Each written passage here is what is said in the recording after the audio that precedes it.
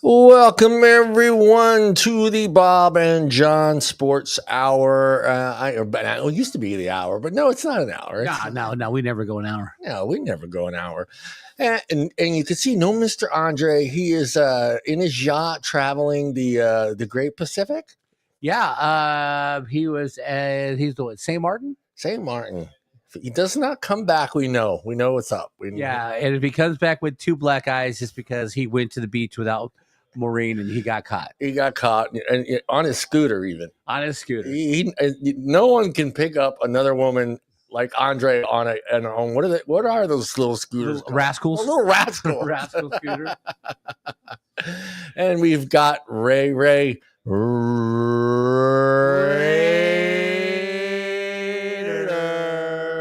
with us. Yes. There you go. Yeah. We're getting really good at that. I don't know if that's scary though. Just win, baby. Darius He's got good speed and good hands. Well, wait a minute. That can't be their slogan anymore, though. Just win, baby. It can't be anymore. It's got to be, baby. Just win. It's got to be a new one. Out from heaven, just win, baby. He's telling God. He's God. I drafted Darius Hayward, baby, because he had good speed and good hands. Do you think he's in heaven? Could he possibly be in heaven? Oh, come on now. He's parting the clouds, looking down. No, son, no. He's got good hands and he's fast. Yeah, he's fast. He's got good speed and good hands. Ray, your thoughts? Should the Raiders come up with a new slogan other than "Just Win, Baby"? Because that goes back early '80s. Just win, baby. '60s. Man, I think that's one of those ones you just got to keep. It's been there since forever. It's just a part of the team. I don't think it's going anywhere. Yeah, and it really shouldn't. You know what I mean? It's iconic. Yeah, it is iconic. Mm-hmm. It is iconic. We are going to talk about MLB, a little bit of NBA. We're going to talk a little bit of the salary cap and football and college football. Mm-hmm. And we're going to come up with our own little system. And Bob's going to share his thoughts. I'm going to let Bob go first on that subject. And Mr. Deion Sanders. Let's open Deion's article. Let's look and see what Deion said first. Deion, he makes sense. You want to read? I read the article. Okay, go ahead. Let's see here. He made sense, and he's talking about basically one of the biggest problems is going to be the smaller schools not having the money that is going to be necessary to bring the high end player to their school. But for me, like I started thinking about this, it's not like there hasn't been cheating since the beginning of the NCAA program. Oh, absolutely. And it's the big schools with the big booster programs. Yeah. Football money is generated by fans and boosters. Yeah. Fresno State is going to have a hard time competing with Michigan because Fresno State seats 40,000 people. Mm-hmm. Michigan seats 110,000 people. Yeah. So there's like 60,000 fans a week that there's a discrepancy. So Fresno State's not going to bring in, as much money. But if you gave everyone in each division the same amount of money to work with, I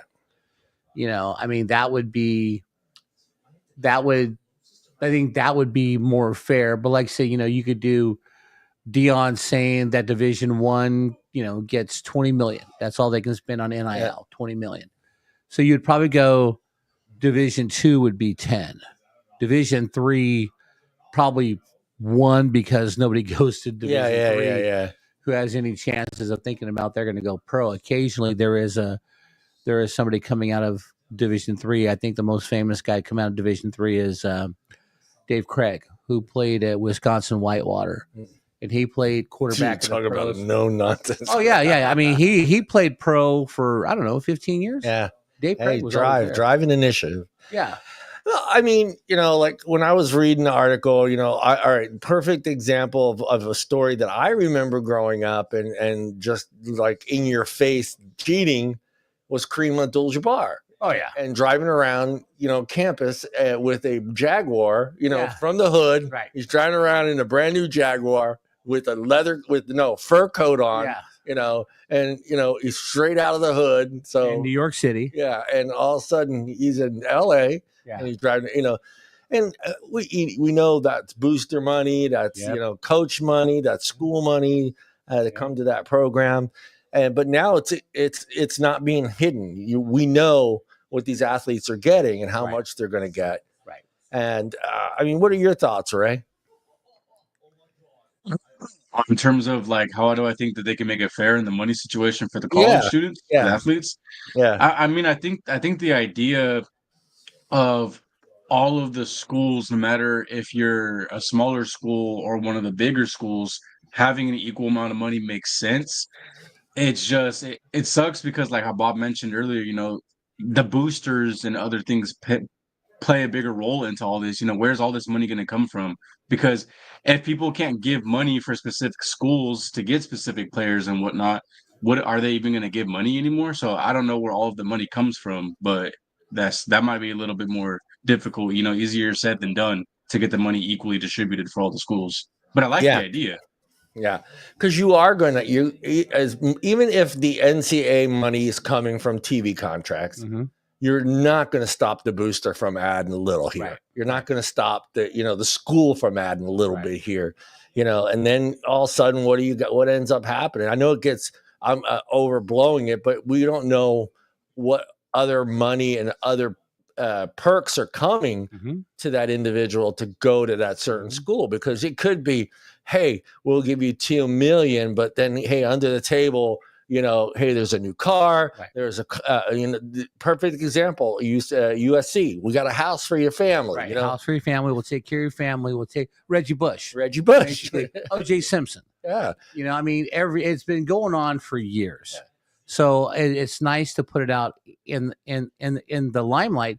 But on a positive note, I think it prevents schools from loading up at quality players at every position, because, I mean, Georgia had, they had Stetson Bennett, they had Carson Beck, they had Gunnar Stockton, they had the kid that went to Kentucky, what's his name? Brock Vandergriff.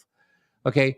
Every year you're getting the best quarterback in Georgia to go to Georgia. Yeah. Now what you're seeing is kids like Dominic Raiola, who originally signed with Georgia, is going to play he played last year at Nebraska. Number one, he didn't want to sit on the bench behind everybody else. Right. But Nebraska made him a good offer. That's what you're going to see, is you're going to see a lot more teams not being able to like stack players at one position. Yeah. Because why do you want to sit on the bench at Texas, play defensive end, when you can go to Oklahoma State and start and make $2 million? Yeah. Well, Ray, what do you think? I mean, it's gotten to that point where it's like, I want to be out of college football. It's like in basketball, I want to be done in 2 years. I want to be in the draft in 2 years. Well, college football, you have to play at least 3 years. Yeah. So to me, that's where it seems like it's going. It's just like, I just want to play. But Bob's saying, you got guys that are like, I don't want to sit behind on the bench, or they'll sign with Georgia, realize that they're not going anywhere, and then try to get into that NIL money and get moved around a little bit and get in the transfer, they call transfer portal. The transfer portal. I love that. Here's a good idea. I mean, this is an example of how it can negatively affect you too. Yeah. 3 years ago, Georgia had a kid playing with him named Bear Alexander, freshman. So Bear, when he came in his sophomore year, really didn't want to compete, because he thought he should be an automatic starter. So he went to USC and got paid more money. Yeah. And then he played at USC 1 year. He sucked. So then he hit the transfer portal, and I think he went to what college did he go to? He went there and he sucked, because he doesn't want to put in the work, but that other school gave him more money. And now basically Bear Alexander, he's made a lot of money in NIL, but he's not pro ready. He's not going to get drafted. Yeah. Well, too, for me, I mean, one of the coaches, I can't remember who brought it up, and it might have been an NFL coach, was talking about just not being able to have that family, not family, but like that building of that player within that program. Absolutely. Like you used to have. Right. And I actually want to say it was the Raiders' new coach that brought that up. Yeah, that brought the fact that these schools aren't going to be able to have that bond that they had with the family. Right. When it starts with the recruiting, Mm-hmm. you build that bond with the player and the family, and you bring that Mhm. kid in, and that kid's there for 4 years, and he's within the program, and he's become part of that. He's become part of the school. Right. I mean, look. It's probably not a large group of guys we're talking about here. It's probably a pretty small group that are in that $2 million, $4 million range. So, and let's be honest, probably more than likely it's going to be your quarterbacks, your edge rushers, your that are getting the big money. Yeah. Do you like? I don't know how it works, Bob. Maybe you do, or Ray. But is there like there's not a players' union involved in this whole? There better not be. That's where I'm thinking. Not it's for college going. football. No, there better not be a players' union, because if there's a player union, I think a lot of fans will get turned off, because if they want to unionize and make their own rules, then you know what I mean. There's going to be repercussions. Like I was just thinking before the show started. If you're going to sign a kid to an NIL deal to come to your school, and if the kid wants to take the money, then the kid's obligated to carry a B average. Yeah. The kid's obligated to like go to school. You know what I mean? He's got to go to class. Yeah. Because I'm not paying him just to show up, play football. That's it. He's got to be a productive student, and he's got to be an example on campus. But if they're going to pay him NIL money, and if I'm going to pay you $2 million to come to school, I'm going to expect you to pay your own way from now on, because I'll give that scholarship money to some kid studying bioengineering. That's true. You know what? I didn't think about that, but you do have the scholarship that's involved as well. Yeah. That now if you're getting IL money, Yeah. I don't think you should be that. I don't think that scholarship should be yours, right? Yeah. Well, how do you feel about that, Ray? I mean, if you are making $4 million a year and you got a scholarship to play at that school, you should be paying for that school. Oh man, honestly, like I understand the thought process of like why you think, you should, if you're making the NIL money, why you should also pay for your tuition because you have the money. But at the same time, if before the money was there, you were a skilled enough player to get recruited and to put yourself in a position to get your tuition paid for and get a scholarship, Yeah. I think that you earned it, So it's tough because there's a lot of kids out there that obviously would do better off with the money, that don't have money to pay for their own college tuitions or get a scholarship, a full ride scholarship or a paid scholarship. But I mean, if you earn the money, right, it's hard to try to say like they don't deserve it and take it away from them and give it to someone else. Yeah, I bet the school would have liked that though. But here, let's do it this way. Right. All right, Ray, you're a center for USC, and the quarterback at USC gets a deal with NIL money, and he's making $4 million a year. How do you feel about that as a center, starting center, and you're making $100,000 a year or INL money?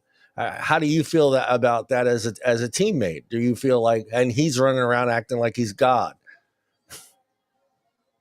Well, obviously the quarterback position is always going to be valued pretty highly, but I think it just depends on how significant the gap is, because if I felt like I almost have just as much of an impact, not to the full extent, because a quarterback controls so much more and plays their hand in way more. But if I know I'm that good of a center and I'm that good of a player and what I bring to the table, and if the gap of the pay is that much, I definitely would probably bring that up. I'd definitely be thinking about that in the Ray contract. was going to say, I may slide to the right a little bit and let that linebacker in. And that's the whole deal too.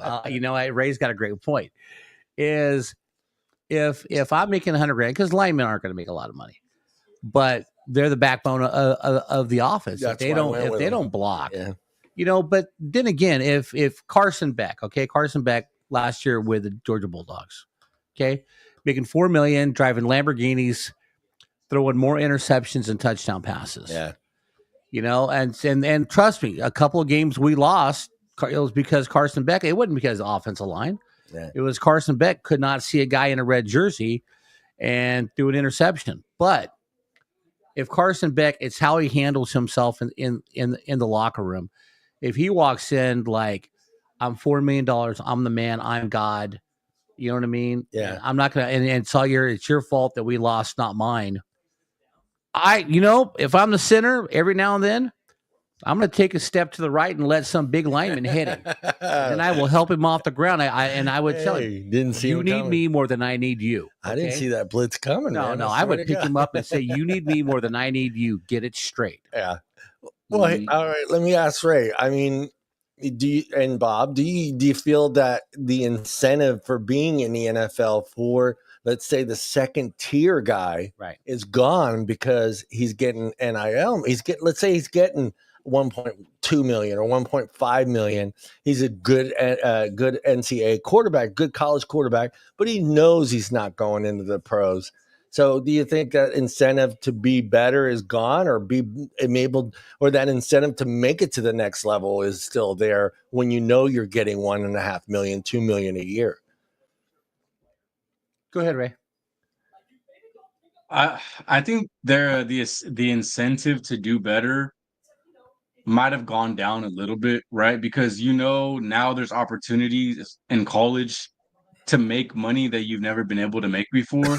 So like you said, if you know this is your peak, this is as good as you're going to get, you're not going to improve, or you don't think you will improve or get that much better, then, why would you not, in your head thinking, why would I not just stay another year or two? Because I don't think I'll be that good in the NFL. I'm sure you see people thinking that way. And then I'm sure you see people using that as a cop out and not pushing themselves to the same extent as all these other college players that are in it to actually be the best player in the NFL, not for the money, not for the houses and the cars or whatever else comes with the NIL deals, but just to be the best player, because those are the players that you see tend to become the better players in the NFL. It's not the guys that have all the measurables. It's not, all the guys that no, it's you work your ass off and you want it more than anybody, and your work ethic. You want to be the best. And when you see that on tape, on film, and practice, that's all you can get, right? That's what you want. Yeah. How about you, Bob? Well, yeah, exactly. I think if you're playing college sports, your goal is to make it to the NFL, right, or any pro level, because I mean, Shedeur Sanders last year could have went pro, but he played one more year because he wasn't going to make as much money in the pros as he would have his last year. Carson Beck, the same thing. Carson Beck could have gone to the pros this year, but he got a better deal at Miami, so because he knows he's not going to make that much money. But just because you think you're second tier doesn't mean you can't make an impact. Brock Purdy was the last pick in the draft. Mr. Irrelevant. Right? Dak Prescott was drafted in the 4th round. Yeah. Tom Brady was drafted in the 6th round. Yep. Joe Montana was drafted in the 3rd round. Yep. So you figure once you get drafted that low, it's going to be a challenge because they don't consider you the best. But there are enough stories of guys, getting drafted lower, excelling. Yeah. Shit, where did Jerry Rice go? Jerry Rice was the 1st round pick. He was a 1st round pick. I always thought he was like a 2nd or 3rd. No. And the funny part about that draft is he went in the 1st round. He was like the 20th pick in the 1st round. And as soon as they said his name and they said Mississippi Valley State College, 3/4 of America was like, who? Jerry Rice. But Bill Walsh had done his homework. He saw his work ethic. He saw, even though he's playing at a smaller division, he saw the skill of Jerry Rice and said, oh, yeah, he's going to be a player. And he was absolutely correct. Yeah. All right, let me throw you another scenario that I read as far as this NIL money is concerned. Location, meaning taxes. So, Nico's getting screwed, man. Now, you see, that's the whole thing. Now nothing made me happy. Yeah, you're throwing not the fact that you're making 2 million, 3 million. Now you got to decide, is the program good enough for me? Is the program where I want to be? Is the coach, do I want to be where I want to be?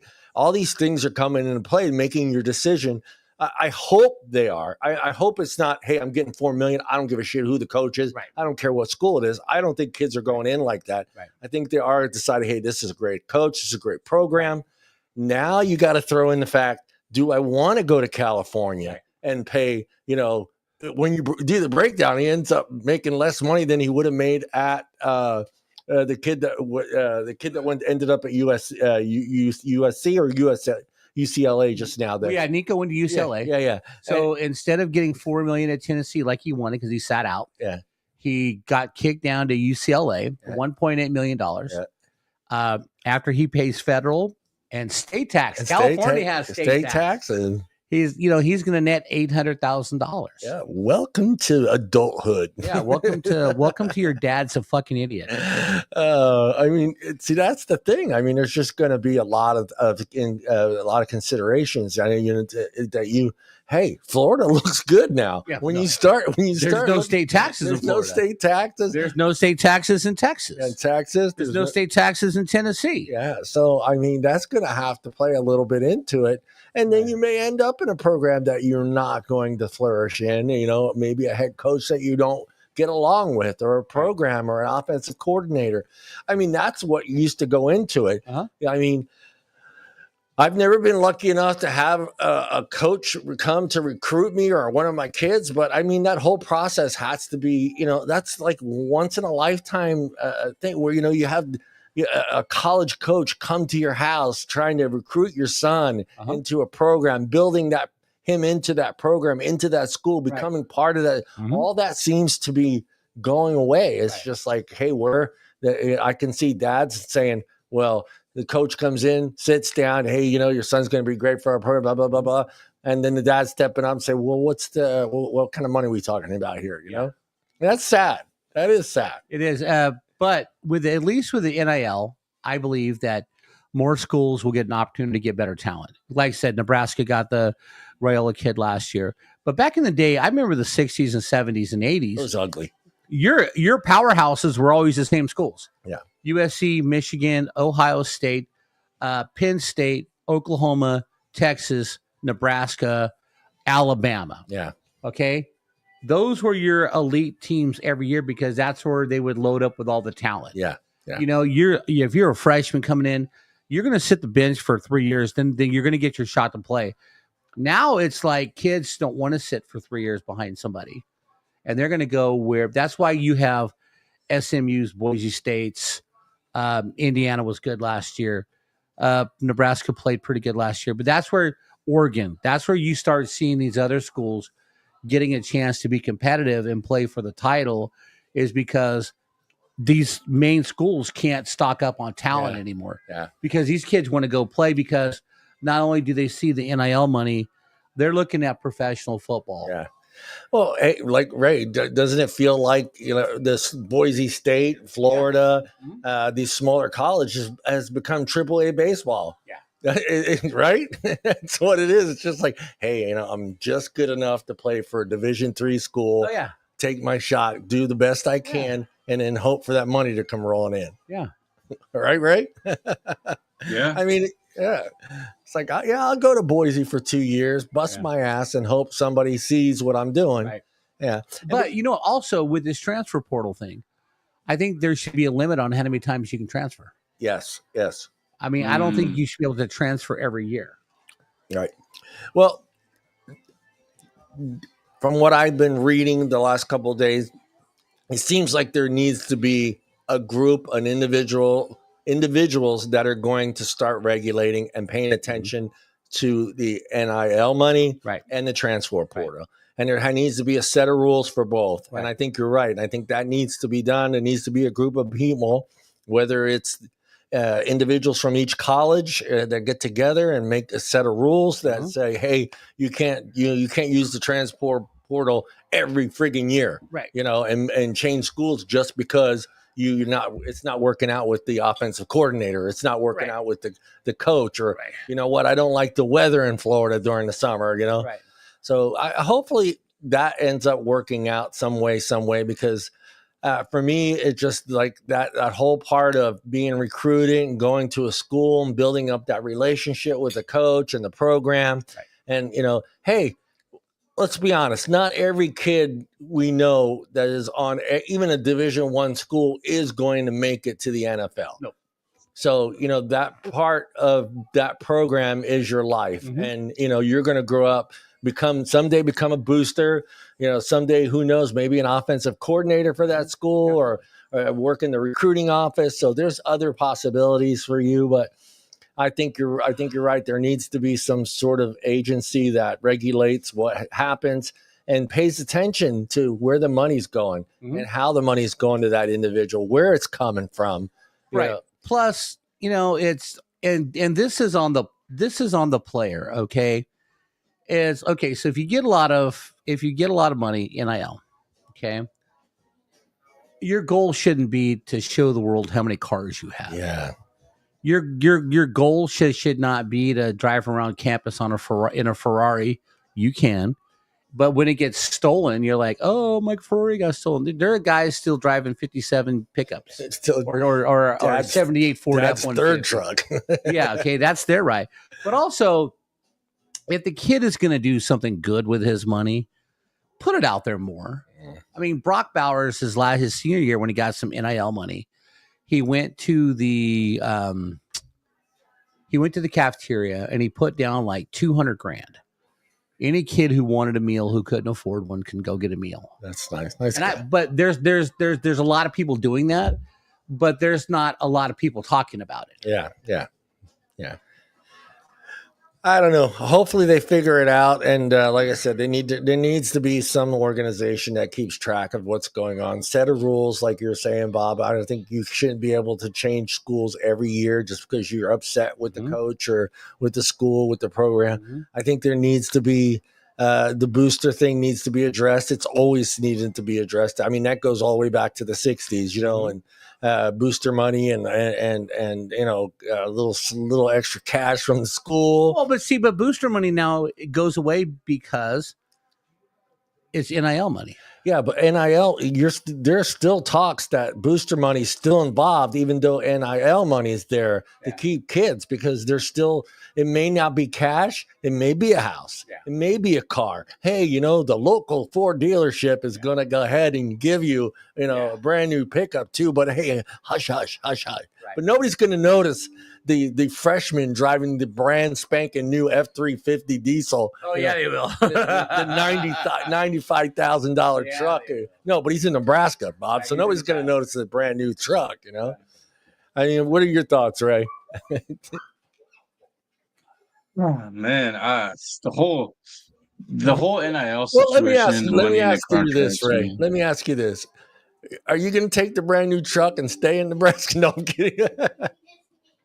I mean, for me personally, if I was making that type of money and I had those type of contracts, I would not be spending my money like that. Even if it was like a situation where I myself didn't spend the money on a vehicle or a house, but I was given a vehicle or I was given a house, I'm not going to flaunt it. I'm not going to show it off. Yeah. I'm not going to pull up to school in the brand new vehicle, like I'm going to keep it tucked away in the garage. It's nice, you're going to appreciate it later, but you're still in college, like a lot of things happen, especially being on a college campus.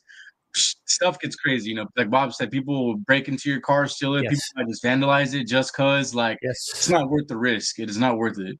Well, and also too, I mean, just to sideline a little bit, but if you're a pro athlete, you just came into money, don't wear $100,000 watch out in public.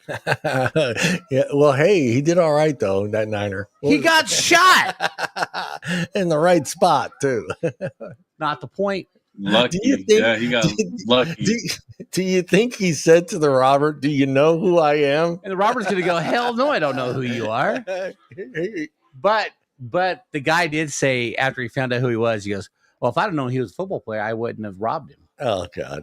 Oh, please, that's the most ignorant thing you ever said. Yeah. No. Right. Yeah. Hopefully, like I said, I know your love for college football, and like I said in the beginning, I'm not naive. It's been going on since the existence of college football that there's been some sort of cheating involved, and this is now out in the open. There's no hiding it. There's no backdoor deals. Right. It's right in front of you. You know what, Joe quarterback is getting at Nebraska. So Yeah. So for me, that is great that it's out in the open, but it also, do you think it affects, like we talked a little bit about, but like chemistry within each other as players, as a team, when, like you're saying, linemen aren't making that much money, uh, kick return guys aren't making that much money, so, you got a guy, and it's like Ray said, maybe if you're not flaunting it, that's great. And, there probably are some guys that are going, hey, I got 4 million.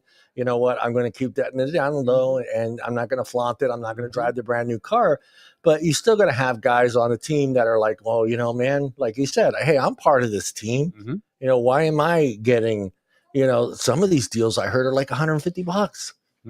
That's crazy. Can you imagine? Like, I'm making 150, and you got, Joe quarterback over there at 4.2 million. Well, Erica's son plays at Stan State.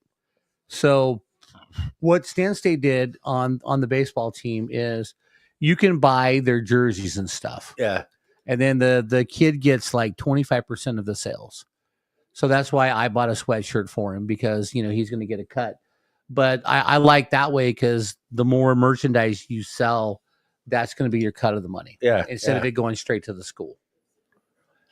Yeah, he couldn't even buy food in college, huh? He didn't have to. He could have walked in any restaurant and got a free meal. Yeah, he could have got a free meal anywhere he went. Mr. Bob Sharp, let's talk a little MLB. The Dodgers are waking up. Well, no, the Dodgers were awake. It's just that the Padres are playing very well.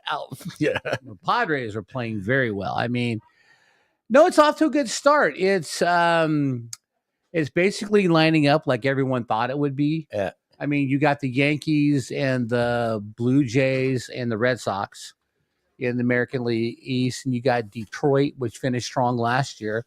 They're leading the Central and the West. The Rangers finally, woke up, and they're playing good baseball.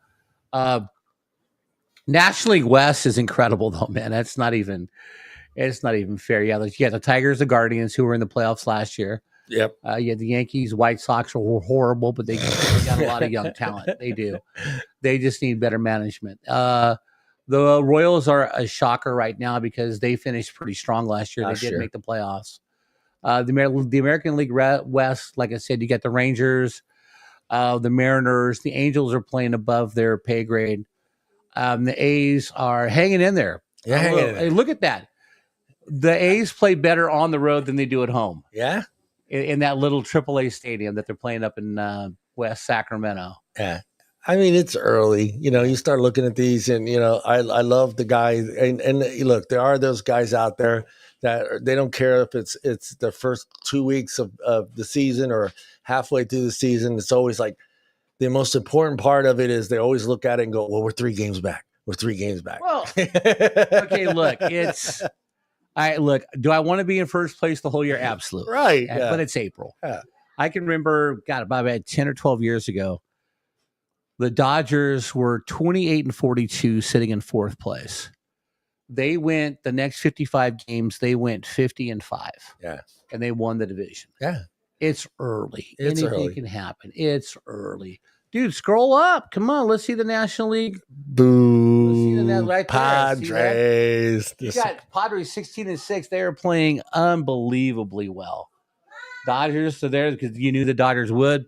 The Giants are starting to falter just a little bit, but their pitching is not as good as they thought it would. Diamondbacks are coming up. Poor Rockies. You know what I'm saying? Poor Rockies. But yeah, the Giants, they're playing good baseball. It's all about catching it, throwing it, and hitting. Yeah. I mean, the Giants are playing good baseball. Yeah. Do you think it's gotten to the point in baseball where, let's say Ray's a rookie, and it's gotten to the point where Ray's deciding, like, I really don't want to play in Colorado. I really don't want to. Is that happening? Ray doesn't have a chance for the next 4 years. Yeah, that's true. Ray's on a rookie deal, which is 5 years. Yeah. Okay, at the end of 5 years, if I'm Ray and I'm playing in Colorado, listen, Ray. and when we're 4-17, I'm gonna ball out. I'm gonna play my hardest. I'm gonna get some stats, because when my contract comes due, or better yet, when not this year but the following year, and at the trade deadline, if some team with big money needs an extra player and my stats are incredible, they'll trade for me to get me out of there. That's true. They will trade for me. But yeah, if you're on a bad team, play your hardest. That's it. Play your hardest, because like the A's always, their farm system was awesome. They had Tim Hudson, Mark Mulder, Barry Zito, Walt Weiss, Johnny Damon came later, but the Jambi brothers. The Jambi All right. brothers. So, and then they had the shortstop. Can't remember his name. But anyway, these guys were playing on their rookie contracts, and they're winning. They're winning. They're winning. So when it came time to sign free agent, the A's knew they couldn't sign them. Yeah. They all left for better deals. Well, the whole thing is, as a baseball player, is try to stay in the big leagues, and even if you are a rookie and just you're going to get sent back, or you're going to get sent back up, and MLB contracts are so goddamn confusing, right? Because there's so many implications. Hey, you can only send me up 2 times a year. Right. If you send me up more than twice a year, you got to keep me on. Right. Well, they just changed that, because last year they changed the how many days you have to stay. You can stay down in AAA. So what they would do is, if they sent you down, you had to be there at least 10 days, where it used to be before. It used to be a month. So a lot of teams were especially pitchers. Yeah. If they needed a pitcher, they'd send him back down, bring him up 2 weeks later, pitch 1 game, send him back. I'm all for, hey, you can only do it 3 times, and then if you bring me up, I got to stay. Yeah. And a lot of them too it's not hey, I got to stay for a couple weeks. No, it's I got to stay for the completion of the season. Right. So, after you hit your max, you got to remain on the roster, or the team can trade you or DFA you. Yeah. Ray, you paying attention to your Giants? I almost said Dodgers. I'm sorry, Ray. No, you're good.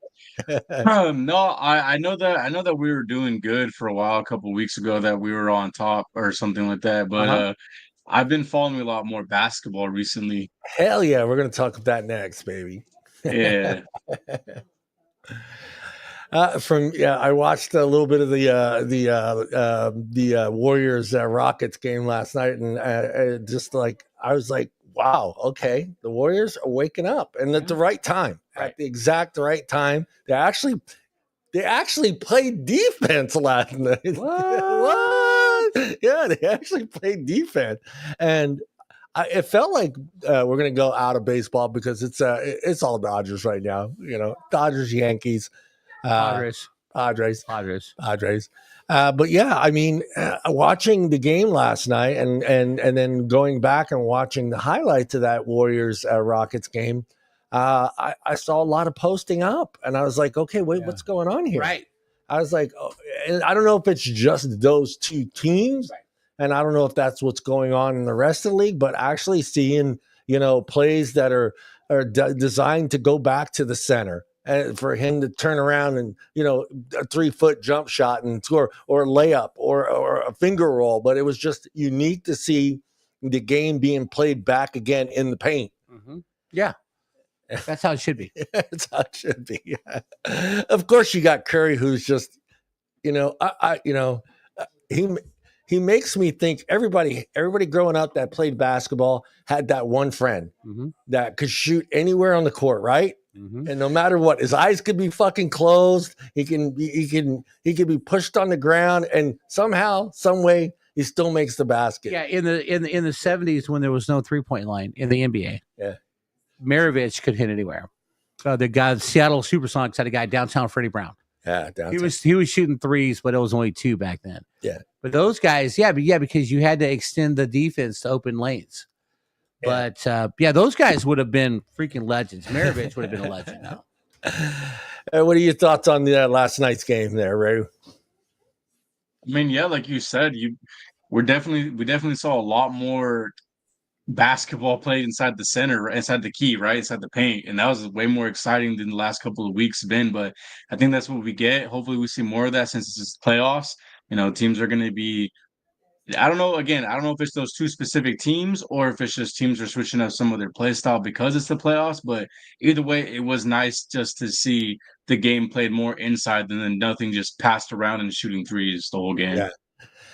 What I've noticed, Bob, like during the playoffs in basketball the last several years, you do the first round, you see the defense, you see some defensive being played. Right. It seems like when you get into the nitty gritty of the playoffs, the last four teams, you start seeing the threes start being used again. Oh, yeah. You see the defense go to the wind, and teams are just hey 3-pointer, hey 3-pointer, hey 3-pointer, and then you look at the stats at the end of the game, and it's like. Yeah, he shot, 23% from the 3-point line. He shot. That's not good. That's not good. He was 3 for 40, some stupid number. What do you think happens? I mean, why play defense in those first rounds? And I get. Well, I mean, it's all about matchups. Yeah. I mean, who are you playing against? It's all about matchups.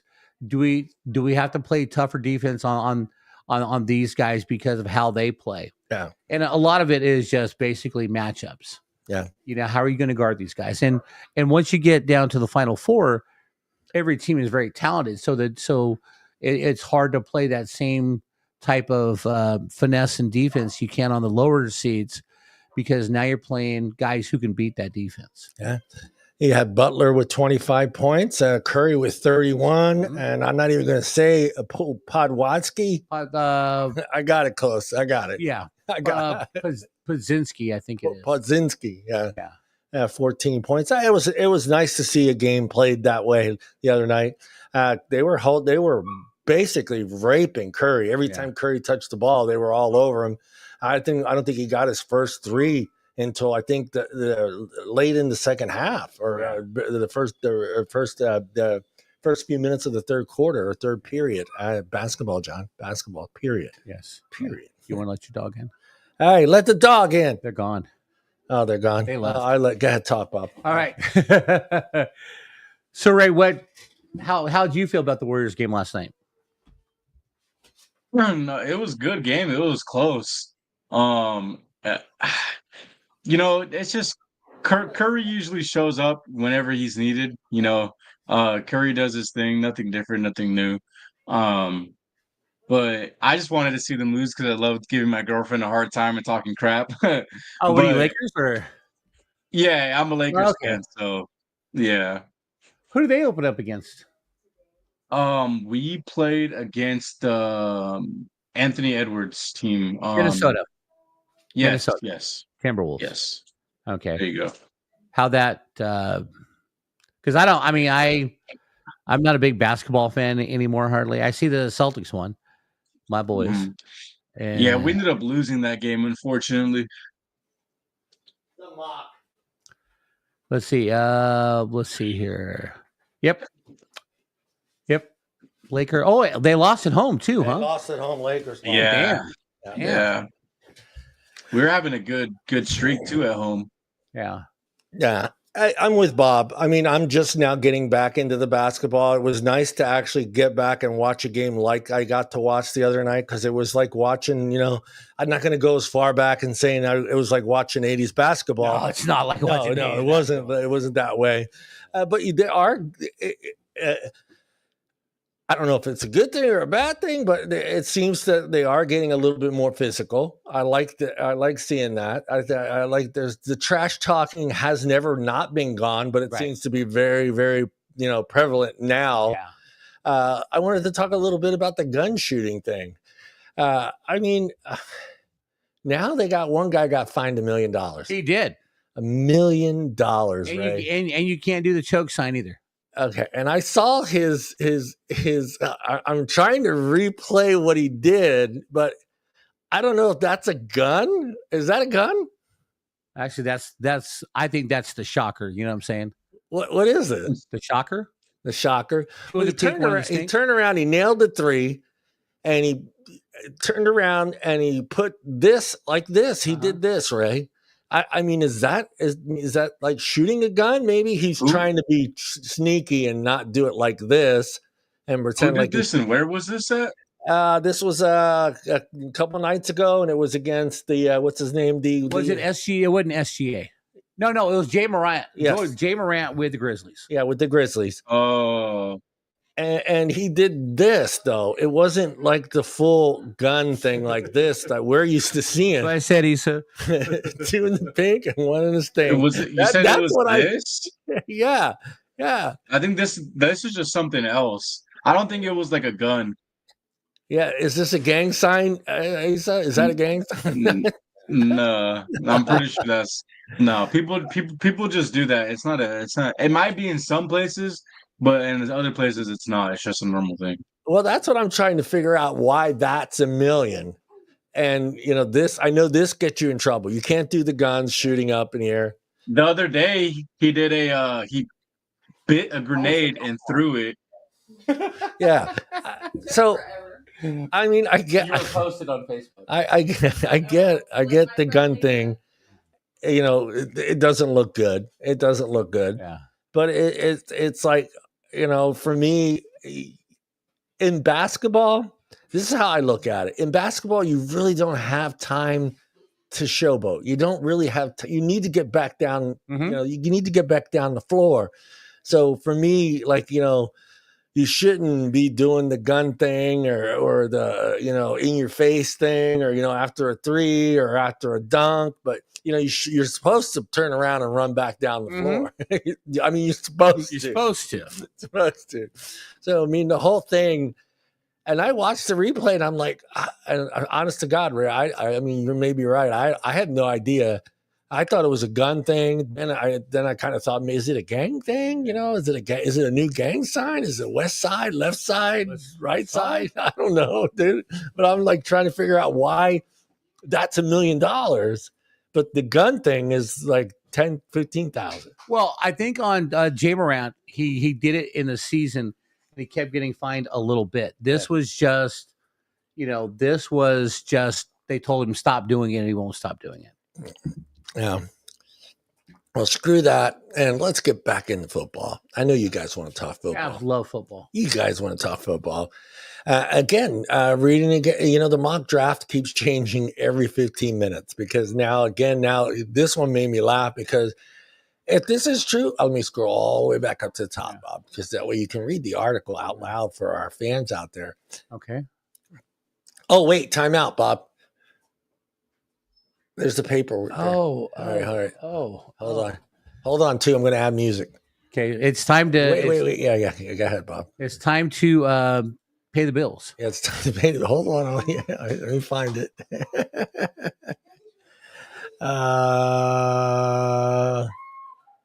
Where is that one? All right, there you go. I'm going to give you some funk. Okay. Is it going to play though? That's feeding the ducks. I don't hear it. I don't either. I don't hear it, but go ahead, Bob, talk. Oh, right. Is your lawn looking outdated? Yeah, it is. It's starting to look. Does your bush need to be trimmed? My bush. Does your grass need to be mowed? Ask Ray. Don't ask me. Ask Ray if his bush needs to be trimmed. When you're looking for the best, call my buddy Frank at Cut Above the Rest. He can trim the bush. He can mow the grass. And you'll see him out there kicking some ass. There you go. So if you need a great cut above the rest, call my buddy Frank, 209-328-0635, and get your bush trimmed. Get your bush trimmed. Whack that bush. Oh, dude, look at Ray. Ray's got a lawn. Maybe his bushes need to be trimmed, man. I don't know. Oh, man. Yeah, NFL Insider 2025 mock draft. Go ahead, Bob. I'm not going to say that name. Oh, Shadir Sanders falls out of the first round. Only one quarterback taken on day one. You think that's possible? One quarterback picked in the first round. Ray's like, no. I don't. Well, the Giants aren't going to take him at number 3. That's only because they signed Jameis Winston. Yep. And they signed Russell Wilson for $20 million. Yep. Okay, signing Russell Wilson for $20 million tells me that they're waiting for somebody next year. Yep. Okay. There have been rumors that Shadir Sanders would fall to the Saints at number 9. I like that. The Saints with Carr getting hurt, and Carr really. I mean, he's on the list. Carr's a decent quarterback. Yeah. Carr is like But Carr is Old Yeller. He's basically Old Yeller. Well, yeah, he's. I'm trying to think of it out the top of my head. Someone needs to take him to the back of the barn. Oh yeah, Carr is like Kirk Cousins. Yeah. Okay, he's reliable sometimes. I don't think he's ever going to take you to the promised land. No. Okay, so you need a guy over the top. But then again, the Saints need a lot of help. They need to. I would not draft a quarterback in the and with the 9th pick if I'm the Saints. I'm going to get the best wide receiver I can to team him up with Chris Olave. That's what I'm going to do. Or I'm going to get a running back because, oh, God. Alvin Kamara. Awesome. Huh? Alvin Kamara is getting older. Thanks, Ray. You're the man. But, yeah, I would not take Shedeur Sanders.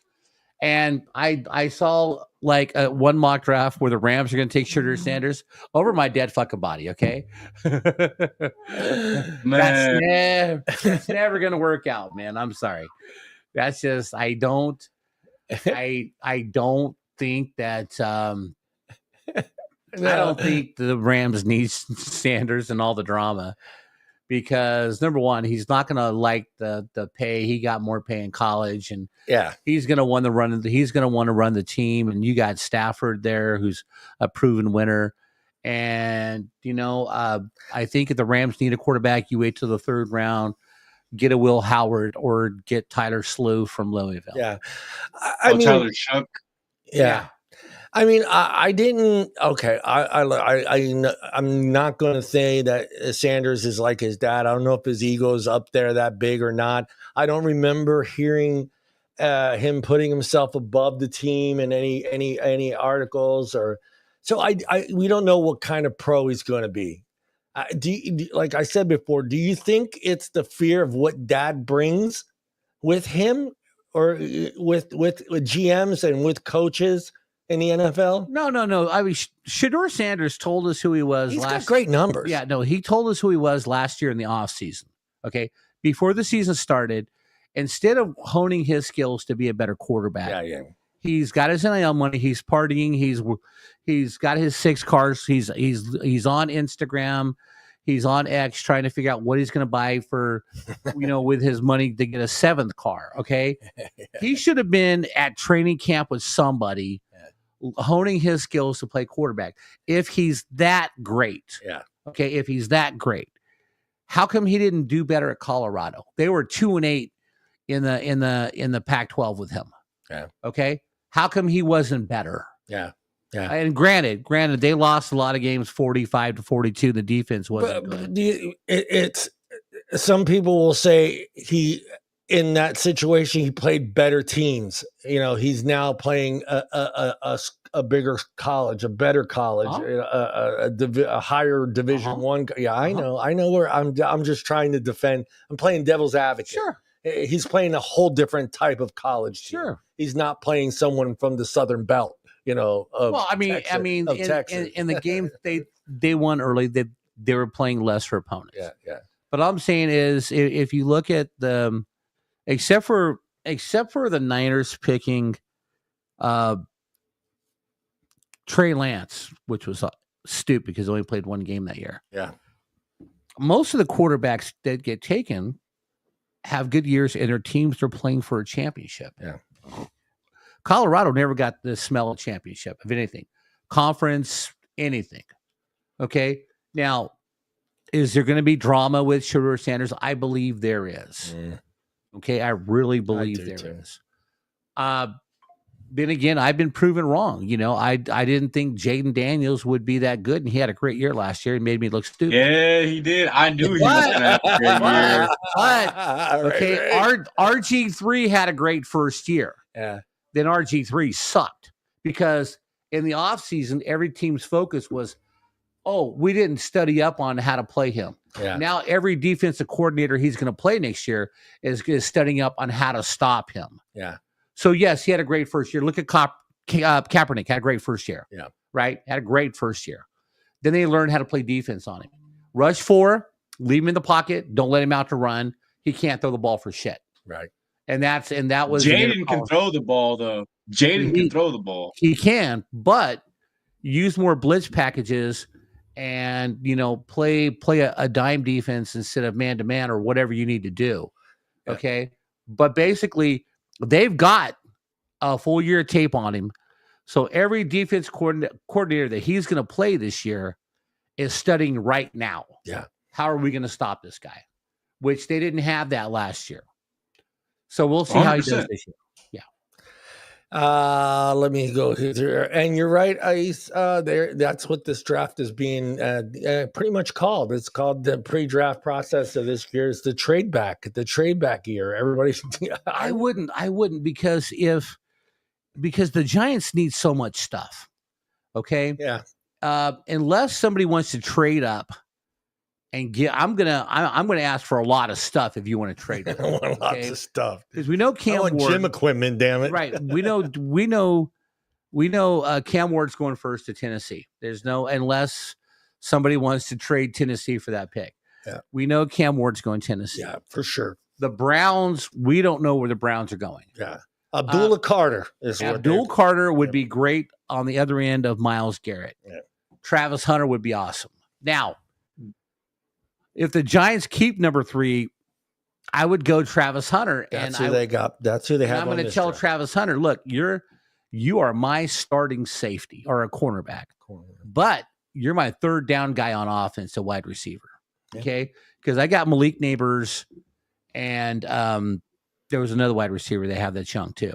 But I'll put you in the slot on third down. I'll let you play wide receiver because that'll just be better for my offense. The Giants still need to address their offensive line, but there's a lot of good kids they can get second, third round and for the offensive line. There is. Yeah, because once you go down that list, it's O lineman. Yeah, it's O lineman, D lineman. All the way until you get to the Raiders. Mm-hmm. And when you get to the Raiders, they got Austin going there. Yeah. And that's the kid from Boise State. Austin who? Austin Genty. Yeah. Oh, you're talking about for the first pick, Ashton Genty. I got you. Yeah. I thought you were talking about the second round pick. The second round picks. Their first round pick. Every mock draft I've seen so far has got him going to the Raiders. You don't see anybody else taking him from 5 up. Well, all right, Ashton Genty not from 5 up, but if Ashton Genty, if the Raiders don't get him, the Cowboys will. Yeah. So the Cowboys Bears. The Bears. The Bears, I don't know, man, but the Cowboys want him. But the Cowboys are now looking at Omarion Hampton from Carolina. Yeah, because then you go down the list. I hope so. Yeah. Because the Cowboys need a running back. Yeah. When you go down a list, then you got a tight end going to the Jets. Yeah. And then an edge going to the Panthers. Yeah. And then an O lineman going to the Saints. Right. Another O lineman going to the Bears. Yep. And then you go to the Niners. Yep. And Shamir Stewart going, a defensive lineman from where is he from? Texas. Texas A&M. Texas A&M. Shamar Stewart. Yeah. Yeah. As the 11th pick. Go ahead, I just want to say keep an eye out for the Bears at the number 10 pick to potentially take Ashton Genty if we don't take him, just because I know Ben Johnson is a big running back guy, with the Lions, having Jahmyr Gibbs and Montgomery, their run game was phenomenal. And he took Jahmyr Gibbs in the first round, not as high. Did. Oh, no, around there. He took Jahmyr Gibbs, I want to say in like number 8 to 10, 8 to 12 overall. Right. And that was weird because when that happened, we're all at the draft going, why? You got DeAndre Swift and you've got Montgomery. And again, as a general fan who just talks football, doesn't know football, we were idiots because Jahmyr Gibbs is fantastic. Yeah, he is. Yes, he is. Yeah. But yeah, and the other reason too is why I say don't be surprised if the Bears take him at 10 if he slips past us at 6, is because they just went and addressed the offensive line already. They picked up 2 really good starting offensive linemen, so they've already bolstered the O-line. So I just think that now with their O-line being better, they can take a running back of like Ashton Genty's caliber and him be really useful. Right. Yeah, Issa, Wan'Dale Robinson actually had a pretty decent year last year. I had him in fantasy football when Deebo Samuels got hurt. I mean, for the Giants? Yeah. See, the Giants got some great young wide receivers. What they need is someone who can throw the ball, but they got to address their offensive line issue. Now look at this guy. This guy is throwing a big giant wrench in the draft order. Mhm. So I got to put Ooh. this up here because I only put it up here because this is the first I've seen of this. This is a big change compared to normal. Oh, with Abdul Carter going Yeah, first overall. as going number one. Nah, I don't Nah, see it. nah. I don't see it. I don't see Tennessee going that crazy. They need a quarterback. Yeah, they do. Well, they still got Will Levis, but you know, I think that they would. Could you see a trade between 1 and 2? Well, you could, but I would. But if I'm Tennessee and you don't go, you need to go quarterback, but also second round. Man, you need another weapon on the outside. But there's that kid from Ohio State, Emeka, and Emeka Buka. Yeah. that's right, Emeka Buka. He is. He's probably going to go in the top half of the second round because McMillan's probably going to be the first wide receiver off the board. But How many wide receivers do you think go in the first round then, Bob? Ooh.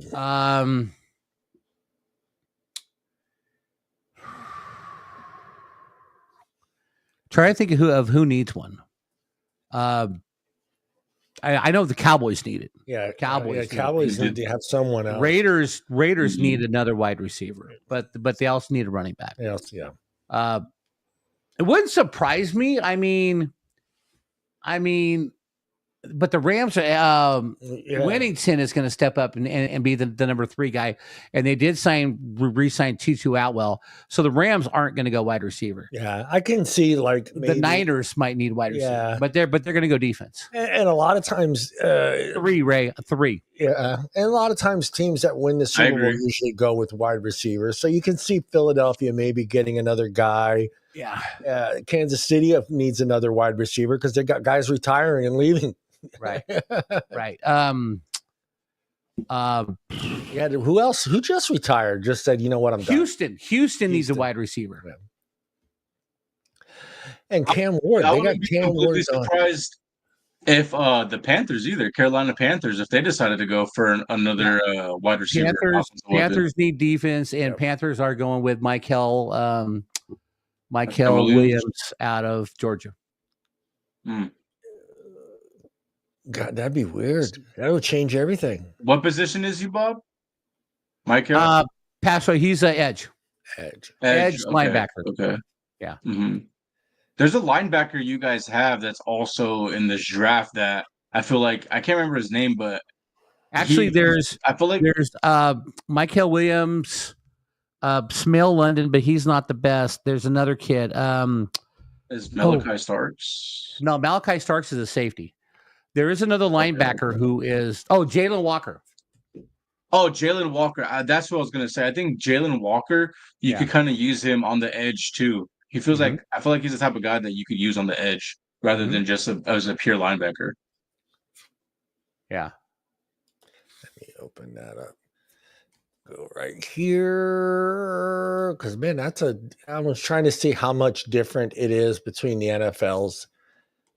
They got Cam Ward going number 1. They got Cleveland going Travis Hunter. Right. This is the change. Travis Hunter going number 3 to the Giants.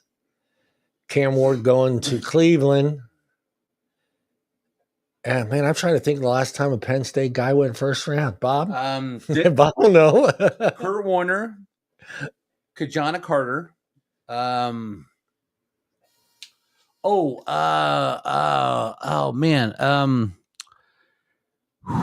Matt Millen didn't go number 1. I'm trying to see where they get the Raiders going with a tackle. Whoa, Will Campbell. Look, personally, either we get a running back in the first with our first pick or in the second round. If we decide to take an offensive lineman, whether if it's Will Campbell or Armand Membu at number 6, I am 100% fine with that. But I think we have to address the running back room in the second round. Right. If we do that. Holy shit. And Issa's correct. Saquon Barkley. Yeah, I forgot about him. But Jesus Christ, 6'6", 319 pounds. That's big boy, dude. Yeah. That is a big boy. Solid. Yeah, he is. Who does it have? Can you scroll up real quick? Who does it have Patriots taking at 4? Number 4. Go All ahead. right, yeah, hold on. It's giving me number 4. They've got Mason Graham. Mason Graham. Now this guy, Interesting. Yeah, well, yeah, because Mike Vrabel's the new head coach. new He's head a defensive coach, guy. defense guy. Yep. Tedero McMillan for the Jags. Interesting. I don't know. I mean, I could see them doing it, but I don't know. They have other needs, and they just took Wow. Brian Thomas Jr. last year. You want to talk about the Jets making a huge mistake? That would be a huge mistake for the Jets. Well, they got the talent around him, and the Jets just did sign Justin Fields. Yeah. I wouldn't. I mean, I wouldn't. I mean, that wouldn't shock me too much. Go ahead, Ray. Oh, I was just gonna say to a 2-year contract, right? Justin Fields. Yeah. The Panthers. Oh, they're going Jalen Walker. Yeah. Yeah. Will Johnson. The Saints. The Bears taking Shamar Stewart. Edge rusher. Michael Williams going to the Niners. Oh man, that'd be awesome. Oh, Georgia. I'm still not going to be a Niner fan, but yeah, you will. Well, Right. We'll see him the first week, week 1 of the NFL, wearing a Niners jersey to the show. No, you will never. The only way I'm wearing a Niner jersey is if I lose a bet to Andre. Yeah. Or one of those, Ray, one of those half jerseys. We're just Rams with the number on one side and oh yeah. No, offensive lineman. Never mind. A defensive lineman. Never mind. No, the Cowboys need a running back. Yeah, I agree, Bob. I think that they're more likely to take Amari and Hampton. I've seen a ton of mocks where Raiders take Genty and somehow Amarian falls down to Denver. Yeah, and I'm like, I think Cowboys take him. I don't think that Hamptons makes it down there. Down to 20. Colts taking Starks. There's 3 Georgia. 3 Georgia guys in the first 15 picks. Hey, well, we got Penn State on the top, baby. Penn State on the top. All right, so here's, I mean, and this has boggled my mind for forever. Okay, and this doesn't make no effing sense to me. Atlanta is like an hour and a half down the road from Athens, Georgia. Atlanta will not draft the kid from Georgia, and I don't know why. I mean, look, Philadelphia's got five Georgia Bulldogs on defense. They just won the freaking Super Bowl, and you won't draft anybody from Georgia, a defensive kid from Georgia. All right, I had to look this up, Mr. Bob. There you go. Trivia question for Mr. Bob Sharp. Which college team has the most NFL players? You too, Ray. Okay, it's either going to be. I only get one pick. Yeah. All right, it's either going to be Alabama or Ohio State. All right, which one of those two are you taking? I'm going to go Alabama. All right, Ray. How about you, Ray? That was actually going to be my guess too. Bob took my guess too. Yeah, that's what I was going to go with. It will be Alabama. Okay, nice. With Clemson right behind them. Clemson right behind them. Right behind them, yeah. But Ohio State, Michigan, and Georgia, one of those has to be in the top 5. Yeah, that's crazy. That's crazy. Alabama has active players right now, 77. Yep. Earning $509 million. Yeah. I love that they added how much they're a total making. Well, if you average it out, though, each guy's making less than $8 million. On an average. Yeah. Actually, the ranking for the NFL player in 2024 is Alabama, number 1, Ohio State, number 2 with 66. Yep. LSU with 65. Oh yeah, because Jamar Chase and Joe Burrow just signed big contracts in Cincinnati. Yeah. Then you got Michigan right behind there at 63. Yep. Hold on, Ray. Hold on to your pants. Yeah. Georgia at 62. Yep. the Catholic school on top with 52. Notre Dame. Notre Dame. Notre Dame. And Penn State's in there at 49. 49. Yeah. Well, that's because Saquon Barkley has a big contract. And Washington, I'm not sure which school. Yeah, right. Washington Huskies. Yeah, I know. Yeah, Washington Huskies. Yeah. That's not bad. That's not bad. Alabama. Hey, okay, when you looked at Alabama, what is Alabama known for? And that's defense and offense. Defense and offense. Wide receivers, and offensive and defensive linemen. Not quarterbacks. Oh, come on. You got Tua. Tua. Jalen Hurts played there for a year and a half. Then he went to Oklahoma. But Tua, Mac Jones. Yeah, but they're all guys with big arms, with great talent to throw the ball to. No, that kid in Carolina. Ray. Bryce Young. Yeah. He's mediocre. Yeah, exactly. Guys with big arms and great talent. But also, if you look at Alabama, look at their wide receivers. All right, you got Devontae Smith, you've got Julio Jones. Every year they put a kid in the league, but there's a bunch of kids from Alabama catching the ball. Yeah. You got the kid for the Lions. God, I got him on fantasy football. Jameson Williams. Jameson Williams. But every year, Alabama puts a great kid at wide receiver, just like the Ohio State Buckeyes. The national champions. National champions, the Ohio State Buckeyes. He doesn't want to say that part. No, I'll say it. The national champions, the Ohio State Buckeyes. You're excited, though. Are you excited for college football? You are excited for college football. I want to get through baseball a little bit first because I know that reading the Georgia Bulldogs just got a couple kids in the transfer portal. One of them played at Army, and he'll be an edge rusher, and the other one is a big defensive lineman they got from I don't know. He's a defensive lineman. Yeah, but I know the kid from Army, and I'm surprised Army let him out of his contract.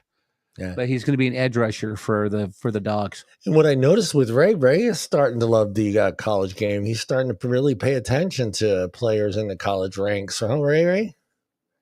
Yeah, and when it comes to like the end of the college season, that's usually where I pay attention a little more. The last probably like 5 games of the season, and then I kind of use that to like the beginning of my before the draft. 80 players that stand out. Help you with your draft.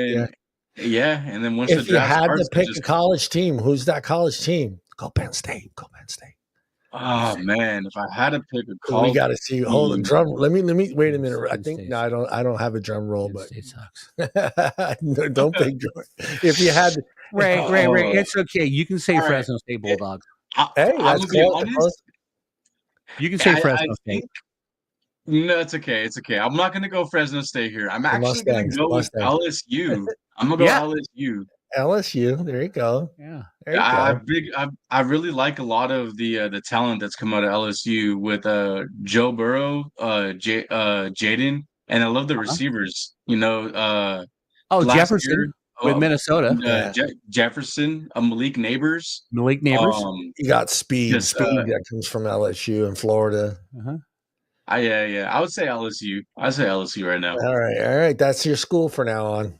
You're going to have to keep track of LSU alums. Eventually, though, Ray, prepare yourself because we will be having NASCAR updates with Mr. Bob Sharp here soon. Okay. Just remember, Ray, if you're going to go LSU, you got to spell go Geaux. Go Tigers. Okay. No, that's how they spell it. Geaux. Go Tigers. Yeah, go Tigers, baby.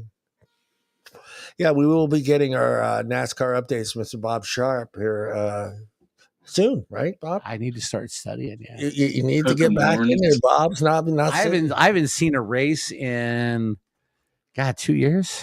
Oh, are you boycotting racing? No, I'm not. It's just as Is it gotten too political? Yes, Bob. No, but I all right. It's just all the people I used to hang around with who love NASCAR. I talk to them like on a daily basis. Yeah, and I don't talk to those people anymore. Yeah. So, but no, I will get back into it. That's not a big deal. I love NASCAR racing. I really do. Left turn, Ray. Oh, he's Ray goes, you ain't talking NASCAR, got to get the hell out of here. Left turn. Left turn, Clyde. Yeah, if this draft goes the way these guys are talking, it's a big mix-up. I want to see who they got the Rams going. Right. Let's go down here. Got the Bucks. We are at number Wait, 2. Ashton Genty's going that low to Denver. Denver. Wow. Denver. I thought they'd go Hampton. Let's see. We are. Oh, wait, go back. Go back. Emeka Egbuka is going to Pittsburgh. They need him. Yeah, they need him. And he goes to what school? The Ohio State. The Ohio State. 23. Kevin Banks Jr., tackle out of Texas, going to Minnesota Viking. Ohio State. Matthew Golden. I could live with that. You can live. Is that cool? Wide receiver. I could live with Matthew Golden going to the Rams. He's a solid receiver, man. He's definitely in like top 3. I'd say top 3, not excluding Travis Hunter. I'd say he's up in the top 3 receivers. Right. Yeah, this is a whole different draft than I see, and we'll go right down to the last pick. Buffalo taking Derek Harmon. The Buffalo Bills, 31. Oh, man. I would hate the Chiefs to get Trevion Henderson. Really? He's the best blocking running back in this draft class. He would just give Mahomes even more time, and he's really good too with the ball. He can do pretty much anything. Yeah.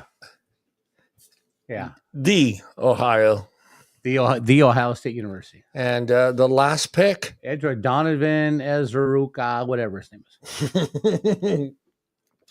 Is Zeke? That Zeke? I don't know. I can't say it. Ray, give it a shot. Is Eziraku? Ezraku? Yeah, there you go. There you go. Ray's our hooked on phonics guy. He takes care of those big names. Now it's 6'3". I wanted to talk a little bit about quarterbacks real quick, guys. Okay. All right. I've noticed the last couple years, there's all this talk about height with quarterbacks. Mm-hmm. And can they see over the line? And then you start seeing these offensive linemen. You start seeing 6'5", 6'6", 6'7". Uh-huh. And you see quarterbacks 6'3", right, 6'2". right. And to me, it's just like I started thinking about how the hell does a guy even see over that offensive line when you're 6'3", and you're trying to look over an offensive line that's in there 6'5", 6'6", with their arms up sometimes. Right. It's got to be insane. It's got to be. Well, Drew Brees is a Hall of Famer with over 70,000 yards. Yeah, Doug Flutie. I thought Doug Flutie automatically in my head. I was like, I know Fran Tarkenton wasn't very big. Yeah. But that back then, in the day, the guys weren't as big as they are now. It's tough for a short quarterback. Although that kid from Vanderbilt, he's only like 5'11", and he made it. They beat Alabama last year. Yeah, beat Bama. That kid played very well, but he's more of a running quarterback too. But when you're short, you got to move around and get your window. Yep. You just can't. You gotta find your lane. You're not going to throw over the top of people. No, you're not. If you want to see downfield, you're definitely going to have to get a lane and get a window. Yeah, I mean, the only guy I can think of being at that 6'5", 6'6" is Roethlisberger. He was big. He was tall. Mark McGuire's little brother Dan played for Seattle. He was 6'10". Oh God, see, but he was was he a 6'10" thin or a 6'10" muscle? He was kind of up. So he was kind of he hit him once and he wasn't folded. Skinny. No, I take that back. He was 6'8". Yeah, he was 6'8", played quarterback. Big Ben was 6'6", but I think Randall Cunningham was 6'4", 6'5". Yeah. Dante Culpepper was 6'4", 6'5". Tom Brady is 6'3", 6'4". Yeah, Brady's Trevor Lawrence. 6'6". Sunshine. Sunshine got money. He got big money. Don't leave me hanging, bro. He got big money that he does not deserve. I'll tell you that. Thank you very much. No, Thank you very much. Now, let's get back to the Niners. That's got to be in Purdy's head. I mean, what he's got to go. Trevor Lawrence, who? Right. What did Trevor Lawrence do? Right. But see, this is why the Niners had to let 13 people go. Yeah. Okay. So I'm Brock Purdy. Do I want to hold out for 60 million like Dak Prescott's getting because I've won playoff games and Dak hasn't? Or do I want to take 35 to 40 and keep the talent around me? Yeah. Because if I sign, I'm going to sign for 5 more years. Am I going to have enough talent? That's why, God, the draft is so important because, Aaron Donald retired and took like $28 million with him. Yeah. Okay. The Rams last 2 years have drafted so well. Yeah. And because I told you, you guys did. Absolutely. The Rams last 2 years have drafted so well. But those guys are going to get paid in 2 to 3 years. Yeah. But by then Stafford will be gone. Yep. Right. So you're the only person that you'll really be paying at that time is Puka Nacua because he's going to want more money. Yeah. Because you got rid of Cooper Kupp, his contract. So I mean, it's just you got to reload every 3 to 4 years. You can't keep the same guys unless everybody checks your ego, takes less money than the max contract at their position, and says, let's win 7-8 rings. Yeah. And you got to look at the history too, as a player playing for the Niners. Right. You look at the Niners, we talk about this all the time, the Niners being one of those teams that seems to be able to always be in it. Right. They don't very seldom have a shitty year. Right. So that's got to come into play for him, Purdy. He's got to think, I can take less money. I'm staying with a franchise that's constantly always building to be better and stay better and stay consistent and be, 1 or 2 in the division. Or do I go to a team that, is struggling all the time and get my 60 million?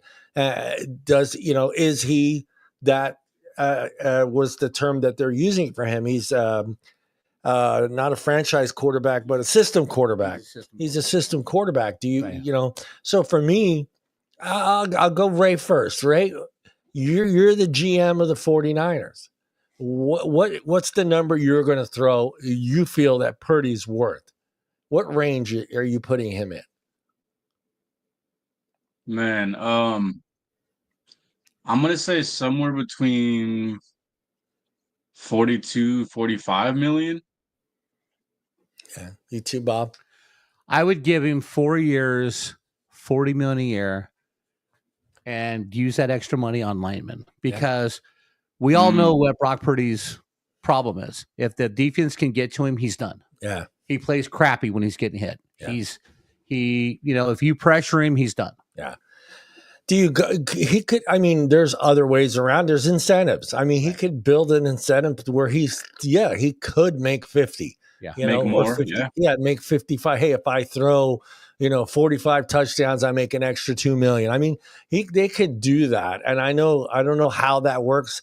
I tried to read that thing and try to understand how that all works into the salary cap, but it's confusing as hell. Right. How the bonuses work and how the incentives for achieving goals. But hey, I make it to the Pro Bowl, I get another million. If I throw less than 10 interceptions, I get another 2 million. There's ways to making Purdy get to 50 million. Yeah. But giving him 60 million and making him making him the most expensive quarterback in the NFL right now, there's no way. Well, all right. So if I'm John Lynch, the GM of the Niners, and I'm talking to Kyle Shanahan, right? And every defense, every draft you see, they're picking defense. If I'm John Lynch, I would go, hey, you want to throw this thing into chaos? Let's draft Omarion Hampton because McCaffrey's not always healthy. Yeah. And he's over 30 now. Yeah. And he got hurt last year. And we don't know how long we're going to have McCaffrey, but could you imagine a backfield of McCaffrey and Hampton for the next 4 or 5 years? Shit. Niners pick where though? 13 in the draft? Yeah, 12 or 13. Man, yeah. So that just depends on if the Dallas Cowboys pass up on him. Well, all right, then take the kid from Ohio State. Trevion Henderson, yeah, I agree. Because, like you just pointed out, one of Brock's biggest weaknesses that's been displayed is when he's not protected and given time to Yeah. throw the ball, he Right. crumbles. So, like I pointed out earlier, give someone, for this example, Brock Purdy, Yeah. the best pass protection running back in the draft, then you'll have more time to throw the ball. You'll stay upright. Yeah, but did you see though that last year when McCaffrey got hurt, they struggled. Roger Mason was good fill-in. Yeah. But could you imagine McCaffrey and your next great running back in the same backfield? Because McCaffrey's two years left. I got a feeling he's going to be limited. He's going to be limited this year. Right. Don't you? I mean, yeah. All right, I'm gonna do a little fantasy football spying. Does McCaffrey become again the first pick in the draft? Christian McCaffrey? Hell no. Wait. No. If we're gonna go back and redo that draft, yeah, because he was the best player at the time. I'm talking about this year. In fantasy football? Yeah. No. Exactly. You're going Saquon Barkley. So, if you grab Barkley, or Breece Hall. Derek Hill, or Ashton Jeanty. Ashton Jeanty, right? Breece Hall, No. You're going Saquon Barkley is number one. Yeah. And if you're lucky, Derek Henry's got to be up there. No, I think Derrick Henry had a nice year this year, but Lamar Jackson touches the ball too much. Yeah, he handles. But Saquon Barkley's got to be the first pick. Devon Achane. Devon Achane or Jefferson. With the Minnesota Vikings. You know what I'm saying? Yeah. Jamar Chase too. But no. Yeah, you're gonna get McCaffrey like second round, maybe third round. You think he goes to the second round? I don't because he's hurt last year. You don't know what you're going to get. Yeah, I agree. There's so many guys who stepped up this year. Yep. It's going to be interesting to see how that draft goes this year. Yeah, no, Saquon Barkley at number one. If I got the number one pick, Saquon Barkley. Yeah. I almost don't want the first round pick this year. I don't. It's just it's that waiting, man, for it to come back around. but the whole time is when you're waiting, you've got 18 other picks to go through till you get back to you. Yeah, but it's frustrating seeing all that talent. But you get two picks in a row. You're like, oh no, you get two picks in a row, and you have to decide what position you want to build up. Yeah. So if you do take Saquon Barkley with the first pick, on the way back, you're going to want to get two wide receivers. Or if there's a top-notch running back left. Yeah. Okay? But you're going to want to get one of each, two wide receivers. Yeah. It's just frustrating to watch it go all the way back down, and then you're like, no. Look at advice. There you go. John's got his over here. Yeah. John's got his right there. There we go, John. Yep. I've held that before. Yeah, a short period of time. I had it for a year. Yeah, it's going to be. That's the front. I mean, I get having the first. I like the 10th pick too, but that's frustrating as well because you're just kind of. It's just frustrating seeing the names and you're having physically cross them out your list because it's like, oh damn it, damn it. But you got to look. You got to look down the line what's going to be available. Yeah. You know what I mean? I mean, that's where you make, maybe you're the first guy to take a quarterback. You know what I'm saying? But no, it's interesting. Go. All right, go. We'll just have some fun with this this last half hour here. Who would be Mr. Bob Sharp's number one quarterback pick? We're not sharing any big secrets here. If they're all available. Probably Joe Burrow. You think he's going to have a good year? He can't have that. I think he's going to have a good year because Jamar Chase, they re-signed T. Higgins. Yeah.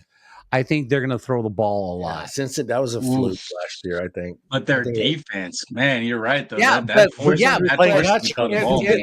If they give away a lot of points, they got to score a lot of points. You know what I'm saying? Yeah. Who's Ray's pick? Well, mine was last year was Lamar, and he did me the best. So But this year, that's tough. Joe Burrow's a good one. I still would put Lamar in probably my top 3 for contention. That's tough. I don't know. Jaden could be sneaky. Maybe he has even a better season than last year. Maybe he gains more confidence and they add more pieces, or maybe not, because Bob also pointed out, just like it happened last year, I believe, with Stroud. Sometimes you have a great rookie year, but then teams end up getting film on you and they see your play style, the decision making that you like to do, your rollouts, RPO, they study you. So now that they have film on him, it could be a different year, but who knows? But I think you still have Barkley in the backfield. That's what makes that difficult. Yeah, but see, last year I don't think Stroud played down. I think he played very good. The problem is they had Joe Mixon last year and they ran the ball a lot. That's fair. Because he still had Diggs, he still had Nico Collins, and he still had Tank Dell. They did throw the ball, but they relied on the run a lot last year, because I had Joe Mixon in 2 leagues and he didn't. They were also injured.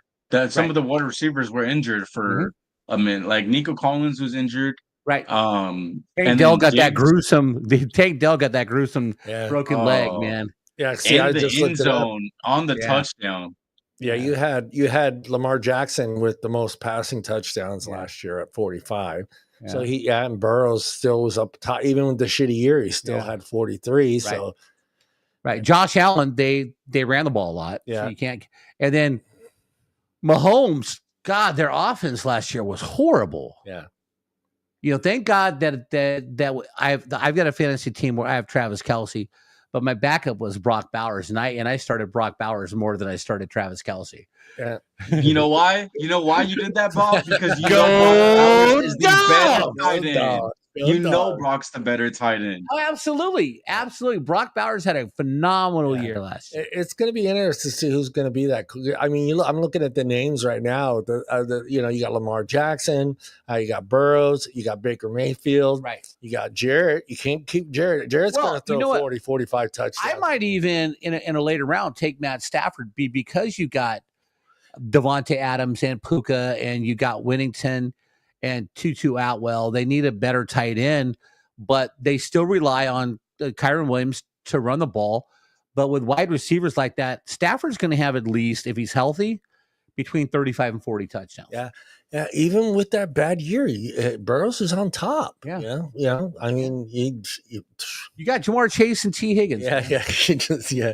And all those guys got paid this year. Yeah. Here's your top 10. I'll give you your top 10. You got Burrows, Mayfield, Lamar Jackson, Goff, Sam Donald, Bo Nix. Yeah, let's not forget about Bo. He was sophomore's jinx. Bo knows. Sophomore jinx. Sophomore slump. I don't see Bo Nix having as much as a sophomore slump, because they're going to get some more talent around him. Yeah. Number 7, a guy who may not put on an NFL jersey this year. Aaron Rodgers. Yeah. I think Aaron Rodgers is done. Yeah. Then you got Allen, Mahomes, and Jordan Love at the 10th spot. Jordan Love. Yeah, I forgot about Jordan Love. Yeah, Jordan Love. So he's overpaid too. He's overpaid. Yeah, and soon they paid him quickly. They didn't even wait. He's overpaid. That's how bad Chicago is. It's just like beat Green Bay. Yeah. Jordan loves Green Bay. What's that? Jordan Love is in Green Bay. Yeah. I'm sorry. Green Bay. Sorry, Morgan. He didn't mean to call out your quarterback. I got it mixed up with the other fool there. Geno Smith at 13. So, hey, man, I think that's the big boost for the Raiders. I think it's going to be a big boost. Yeah. And you got, Josh Allen, Patrick Mahomes, Jordan Love, Jalen Daniels, Justin Herbert. I think Herbert has a better year than he had last year. So, and let's not forget Kyler Murray. Yeah. Kyler Murray's got some talent too, but Kyler Murray is, I don't know, man. It wouldn't surprise. Yeah, but it wouldn't surprise me if the Cardinals called Aaron Rodgers and said, "Hey, how would you like to play here for a year?" And then we'll bench Kyler Murray, because seriously, what has Kyler Murray won? Yeah. Okay. He hasn't won anything. He's never won the division. Oh, his agent will be on the phone. I don't give a shit.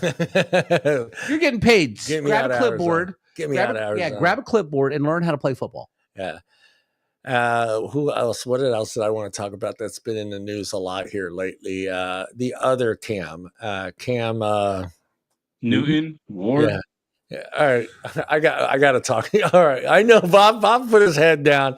Bob knows exactly where I'm going with this, but I was glad to see him ask an analyst that question. Why am I not in the Hall of Fame? And it was, what's his name? Patrick, who's that ESPN guy? I can't remember the podcast host, but he's big. He's Pat McAfee. Yeah. Not Pat. It's the other guy.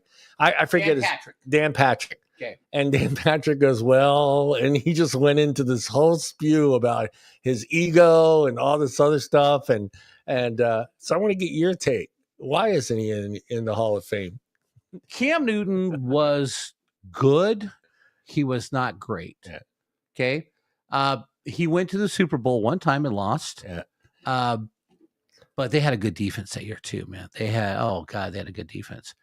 But no, Cam Newton was a good quarterback, but he was not great. If you were at that time, if you were a GM and you had to pick between Cam Newton and Pat Mahomes, you're taking Pat Mahomes. Yeah. Okay. If you got Cam Newton up against Lamar Jackson, you're taking Lamar Jackson. Yeah. Okay. Cam Newton was never a top 5 quarterback. Yeah. He was lucky to hang around mid-tier top 10. Yeah. Who was his last stint? His last stint was with the Patriots. Yeah, the Patriots. Yeah, and they were horrible. Yeah. He ran the ball a lot, and Cam Newton doesn't. If you look at his numbers, Cam Newton does not have Hall of Fame numbers. No, I'd give them to you right now. Games played 148. His completion. Let's see here. Oh, come on, guys. All right. 2,682 completions, 4,474 for 32,382 yards. No. You started off with 32,000 yards. That's not a Hall of Fame quarterback.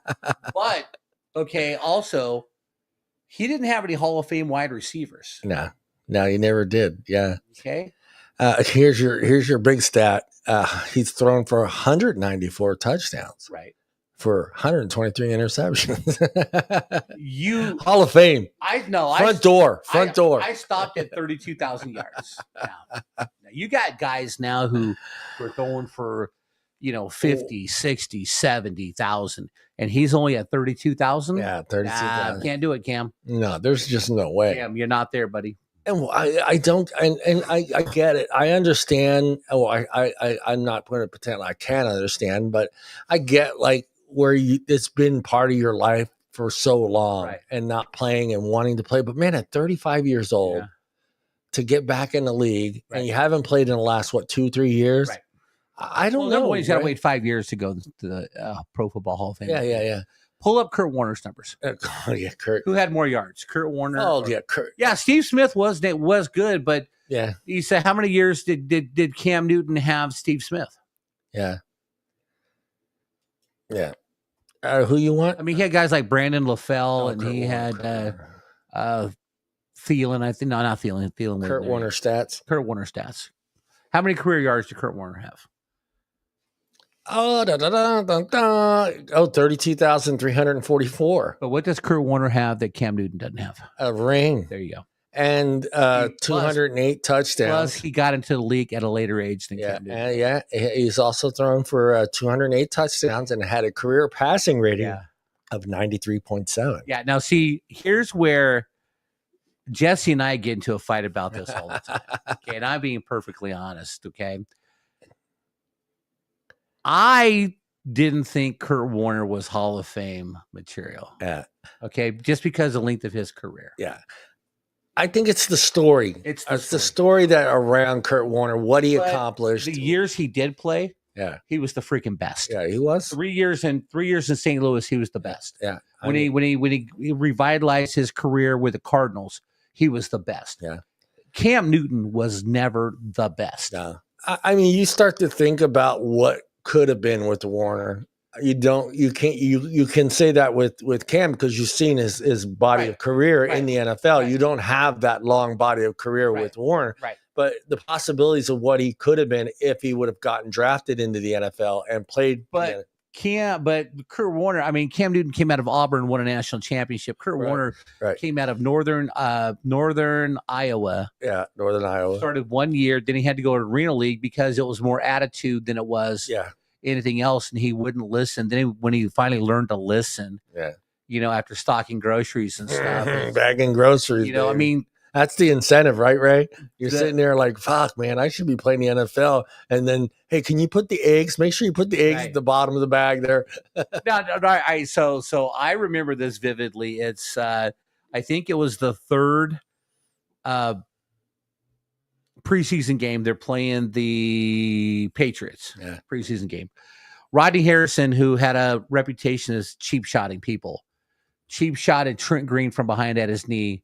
And Trent Green had a knee injury, tore his ACL. He was done for the year. The first game of the season, and they're playing the Baltimore Ravens, right? First game of the season.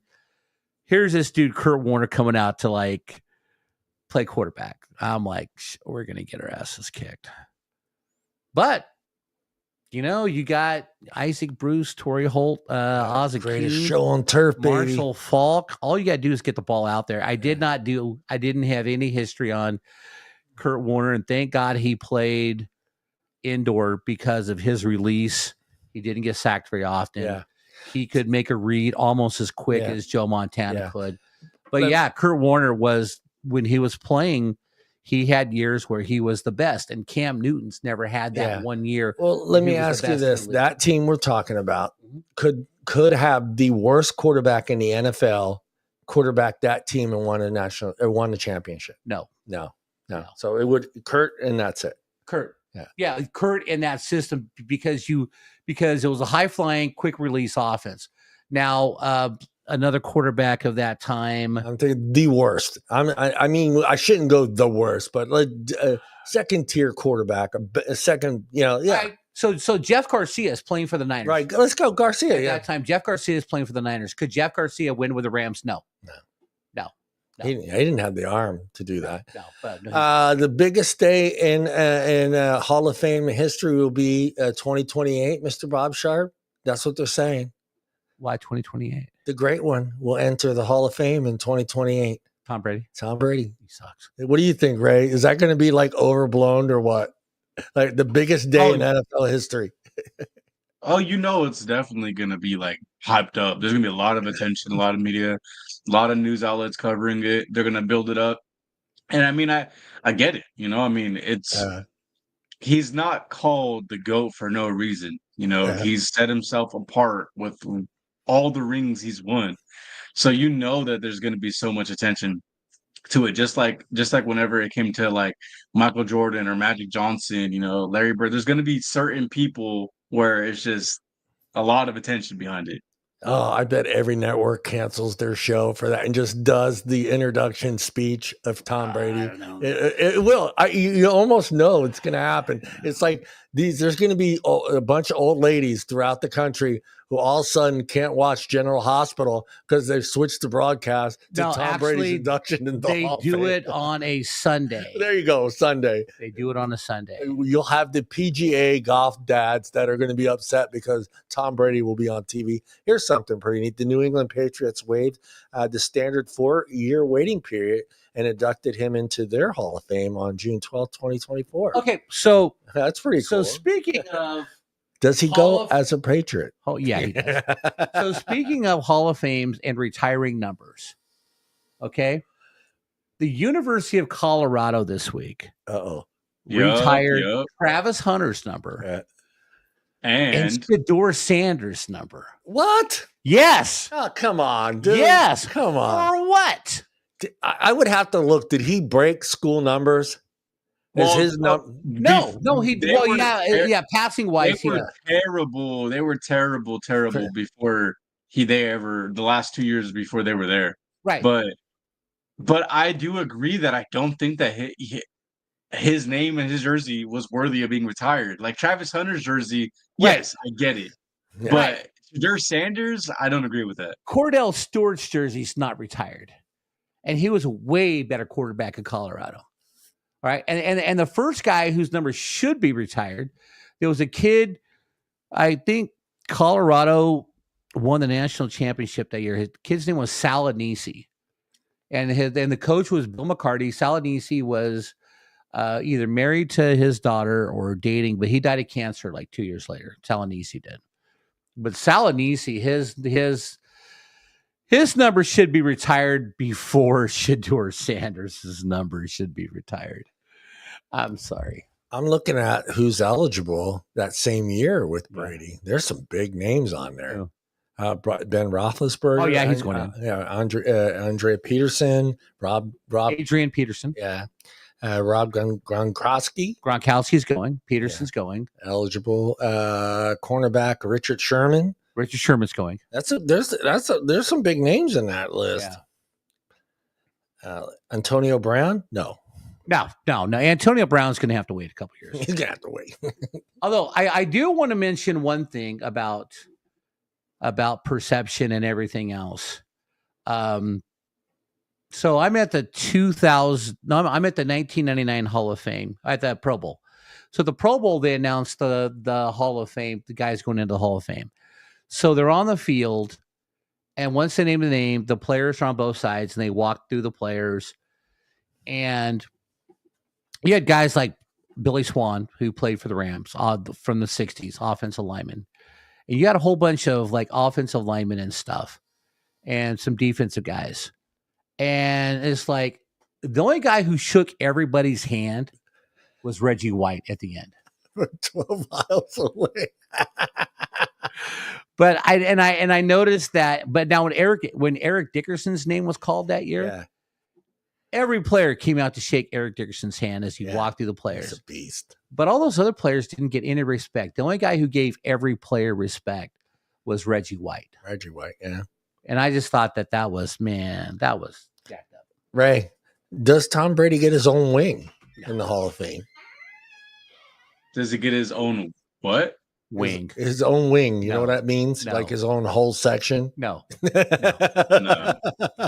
With an inflated football? No. Yeah. No, a deflated football.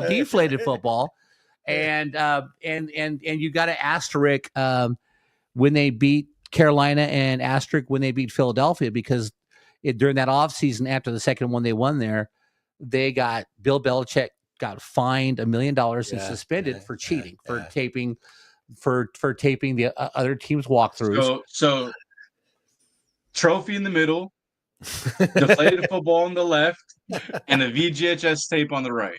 Yeah, VHS tape. And a big thank you to Pete Carroll. Instead of running Marshawn Lynch, we're going to throw a pass on the 1 yard line. Let's not give it to Beast Mode. Beast Mode would have scored and won the game. Yeah. And also, we're going to give a special shout out to Kyle Shanahan, the offensive coordinator for the Falcons, when they had the ball with 2 minutes and 23 seconds up by 8 points on their own on New England's 20-yard line. I would have taken the knee 3 times, let them burn their timeouts, kick the field goal, 11-point lead. Yeah. Atlanta's winning the Super Bowl. Yeah. But no, run the ball, get a penalty. We're going to go out of bounds, stop the clock. We're going to get sacked. Yeah. And then we're out of field goal range. Yeah. He's an idiot. Yeah. But I digress. Yeah, I think it's going to be a big deal. It will be a big deal to have him into the Hall of Fame. The big names on that. Who speaks for him? Does he have Belichick step up? And no, because they didn't leave on good terms. I think you know what? If I'm Tom Brady, his wife or the karate coach. Hey Gronk, you introduce me and I'll introduce you. Oh God! Oh, you don't want that idiot. That'd be phenomenal. You don't want that idiot. Phenomenal. Well, we know it's not going to be Aaron Hernandez because he's dead. Yeah, he's dead. He's dead. Ray's like, I can't believe you guys. Yeah, he died. Man. He died. Someone kicked the stool from under him. Shit happens.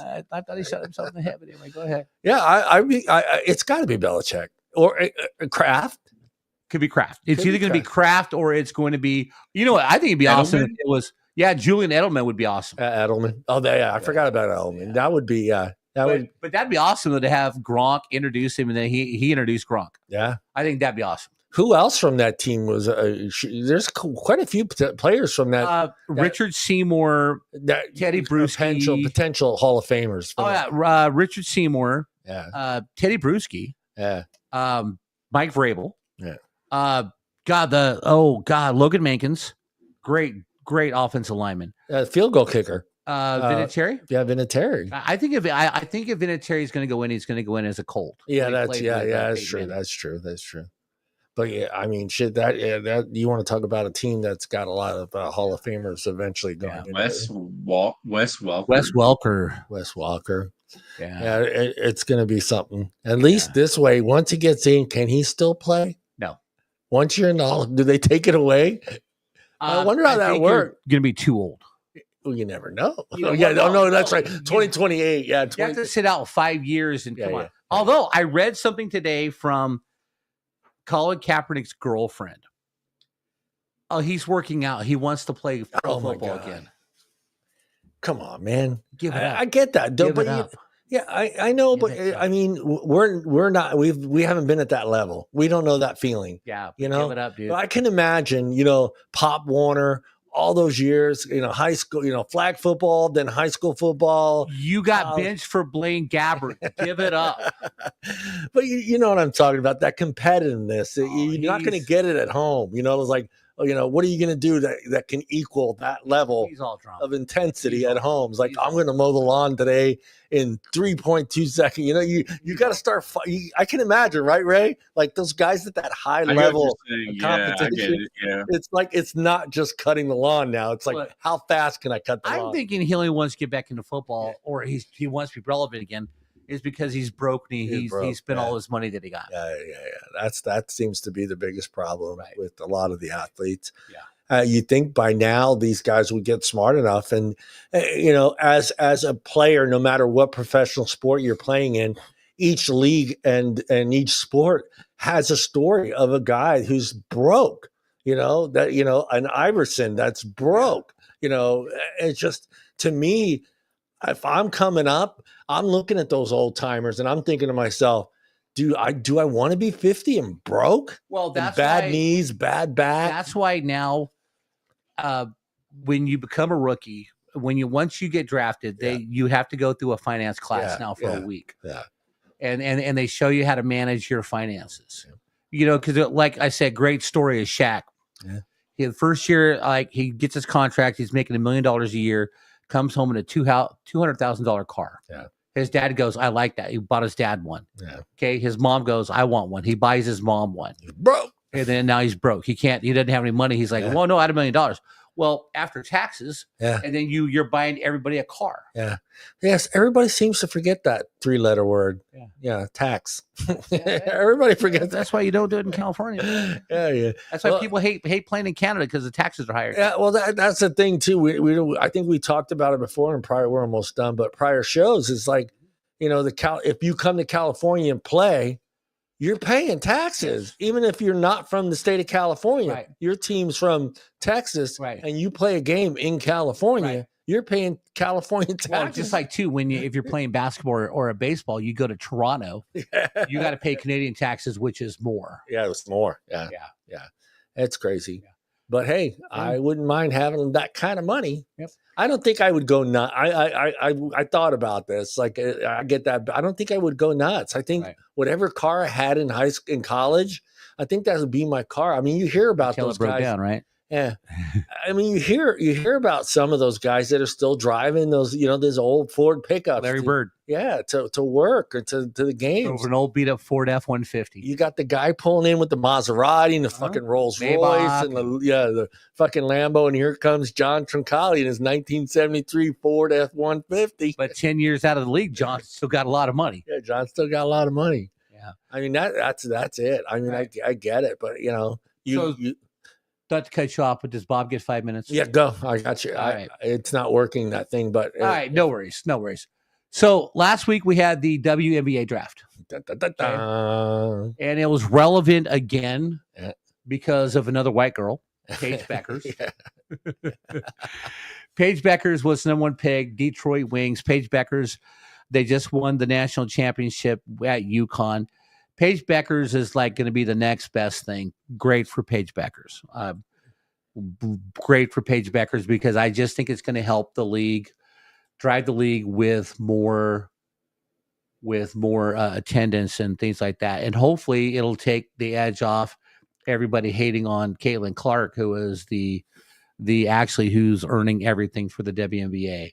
Good luck to Paige Beckers. Now, a lot of young ladies got drafted. 3 ladies chose not to go to the WNBA.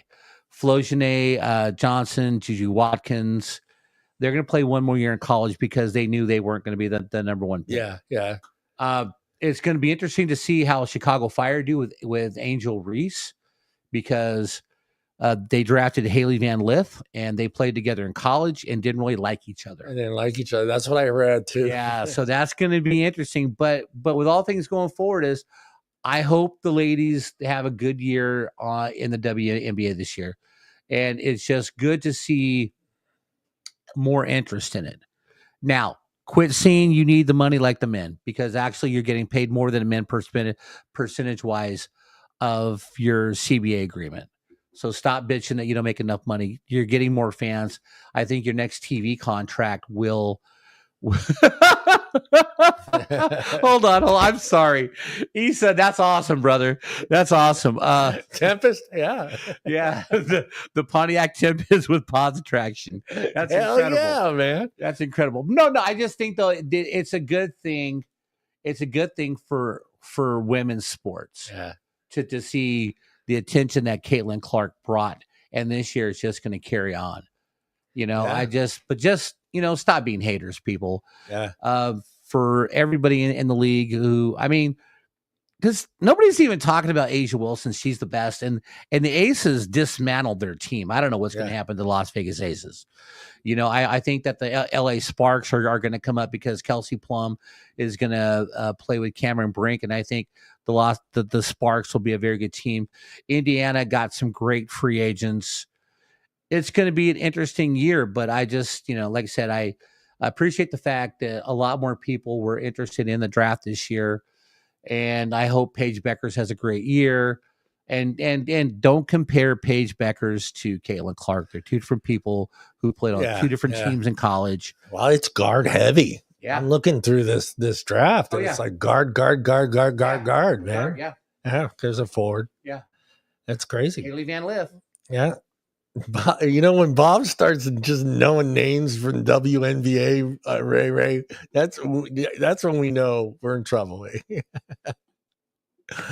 Can you name the Brazilian girls beach volleyball team, Bob Sharp? No, I can't. But did you see the picture I sent you of the Italian women's beach volleyball? Those chicks are hot too, dude. Yeah, they are. They are too. Go team Italy right now. Okay. Yeah. Well, I was looking at this picture and I'm going, damn, look at the thighs on her. Jesus Christ. Yeah, that's Haley Van Lith right there. Yeah. She's 5'8". Yeah, it seemed like it's all guards and forwards. It's good. I know the issue here at the end was the fact that Caitlin was out of the playoffs. No, Caitlin Clark was in the playoffs. But when they got eliminated, they lost in the first round. They eliminated in the first round. Nobody watched. Their TV numbers did drop. Oh yeah. So that's the NBA WNBA's fault. Yeah. If Caitlin's the draw. And Caitlin's out of the playoffs. Now, this is something the NBA used to do back in the day. The top player from that team that got out of the draft ended up being on the broadcast. Yes. Do the same thing. Bring Caitlin in. I'm sure Caitlin would love to be part of the broadcast. I don't know how the broadcast team wouldn't like it, but I think, okay, Caitlin's the draw. She's out. Let's bring Caitlin in and start doing the pregame. Do the pregame show. Draw that audience in before the game starts. Keep her in. Make her be an analyst. I don't know if I want her as a sideline reporter, but am I right, Ray? Bring her back. Say, hey, you know what? You're out of the playoffs. Yeah. Come in as an analyst. Do the pregame show. The postgame show. They used to do that with Rick Barry in the 70s. Yeah. As soon as the Warriors didn't make it, they'd bring in Rick Barry. Yeah. Because I got a feeling that Caitlin's that girl that's going to end up being either a coach, an analyst, like Shaq and those guys that are going to be on the broadcast team. Do I think, WNBA is going to get to that level of the NBA? Right. Probably not. But hey, if you got someone that's drawing that kind of an audience, right, bring her in, right? Mm-hmm. Bring her in. No, yeah, definitely. I mean, it'll be as a viewer, as a fan of the sport, it'll be very interesting. It'll make it more exciting to watch just because, her presence, her opinion, the way she'll describe the game, maybe a little breakdown on certain things. Um, but yeah, I mean, especially if you know that she's one of the faces of the WNBA right now, she's gonna bring in numbers no matter what. Right. Yeah. Right. And I think she'd be humble enough to keep it about the game and not about herself. Yeah. And it's I think just a lot of people want to hear the great one. I'm not going to say she's the great one right now. Things can change, but they want to hear the superstar, how they see the game. Right.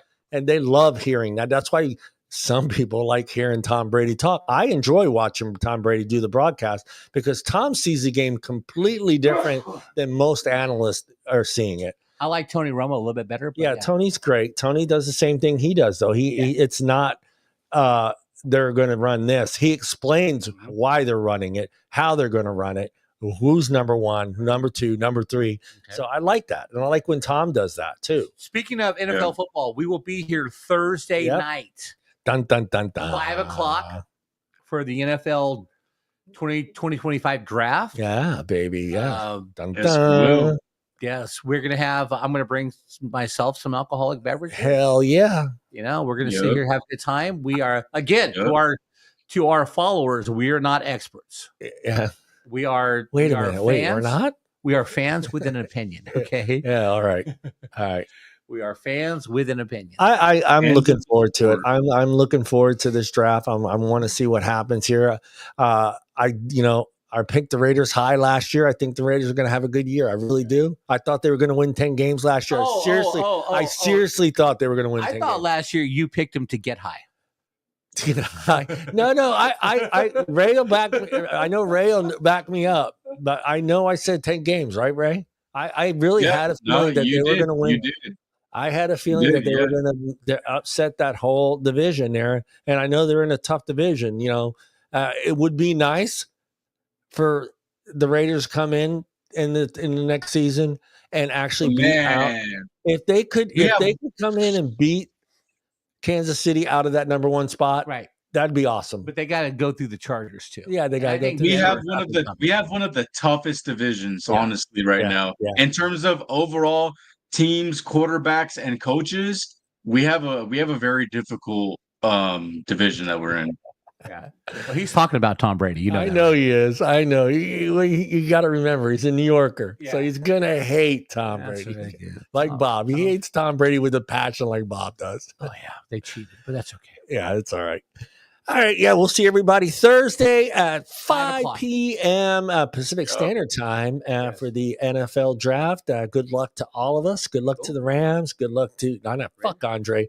Good luck to the Raiders. I love you, Andre. I'm excited. I think it's going to be a great season. I think we're going to win the Super Bowl, Bob. We are. We're going to win the Super Bowl. Raiders. Raiders, Rams Super Bowl. Ooh, in San Francisco. In San Francisco. That'd be awesome. That would be, oh my God. That'd be freaking incredible. How much of a burden would that be on Andre? That would be freaking incredible, man. Andre would just go into he would just sleep for 3 days straight. He would.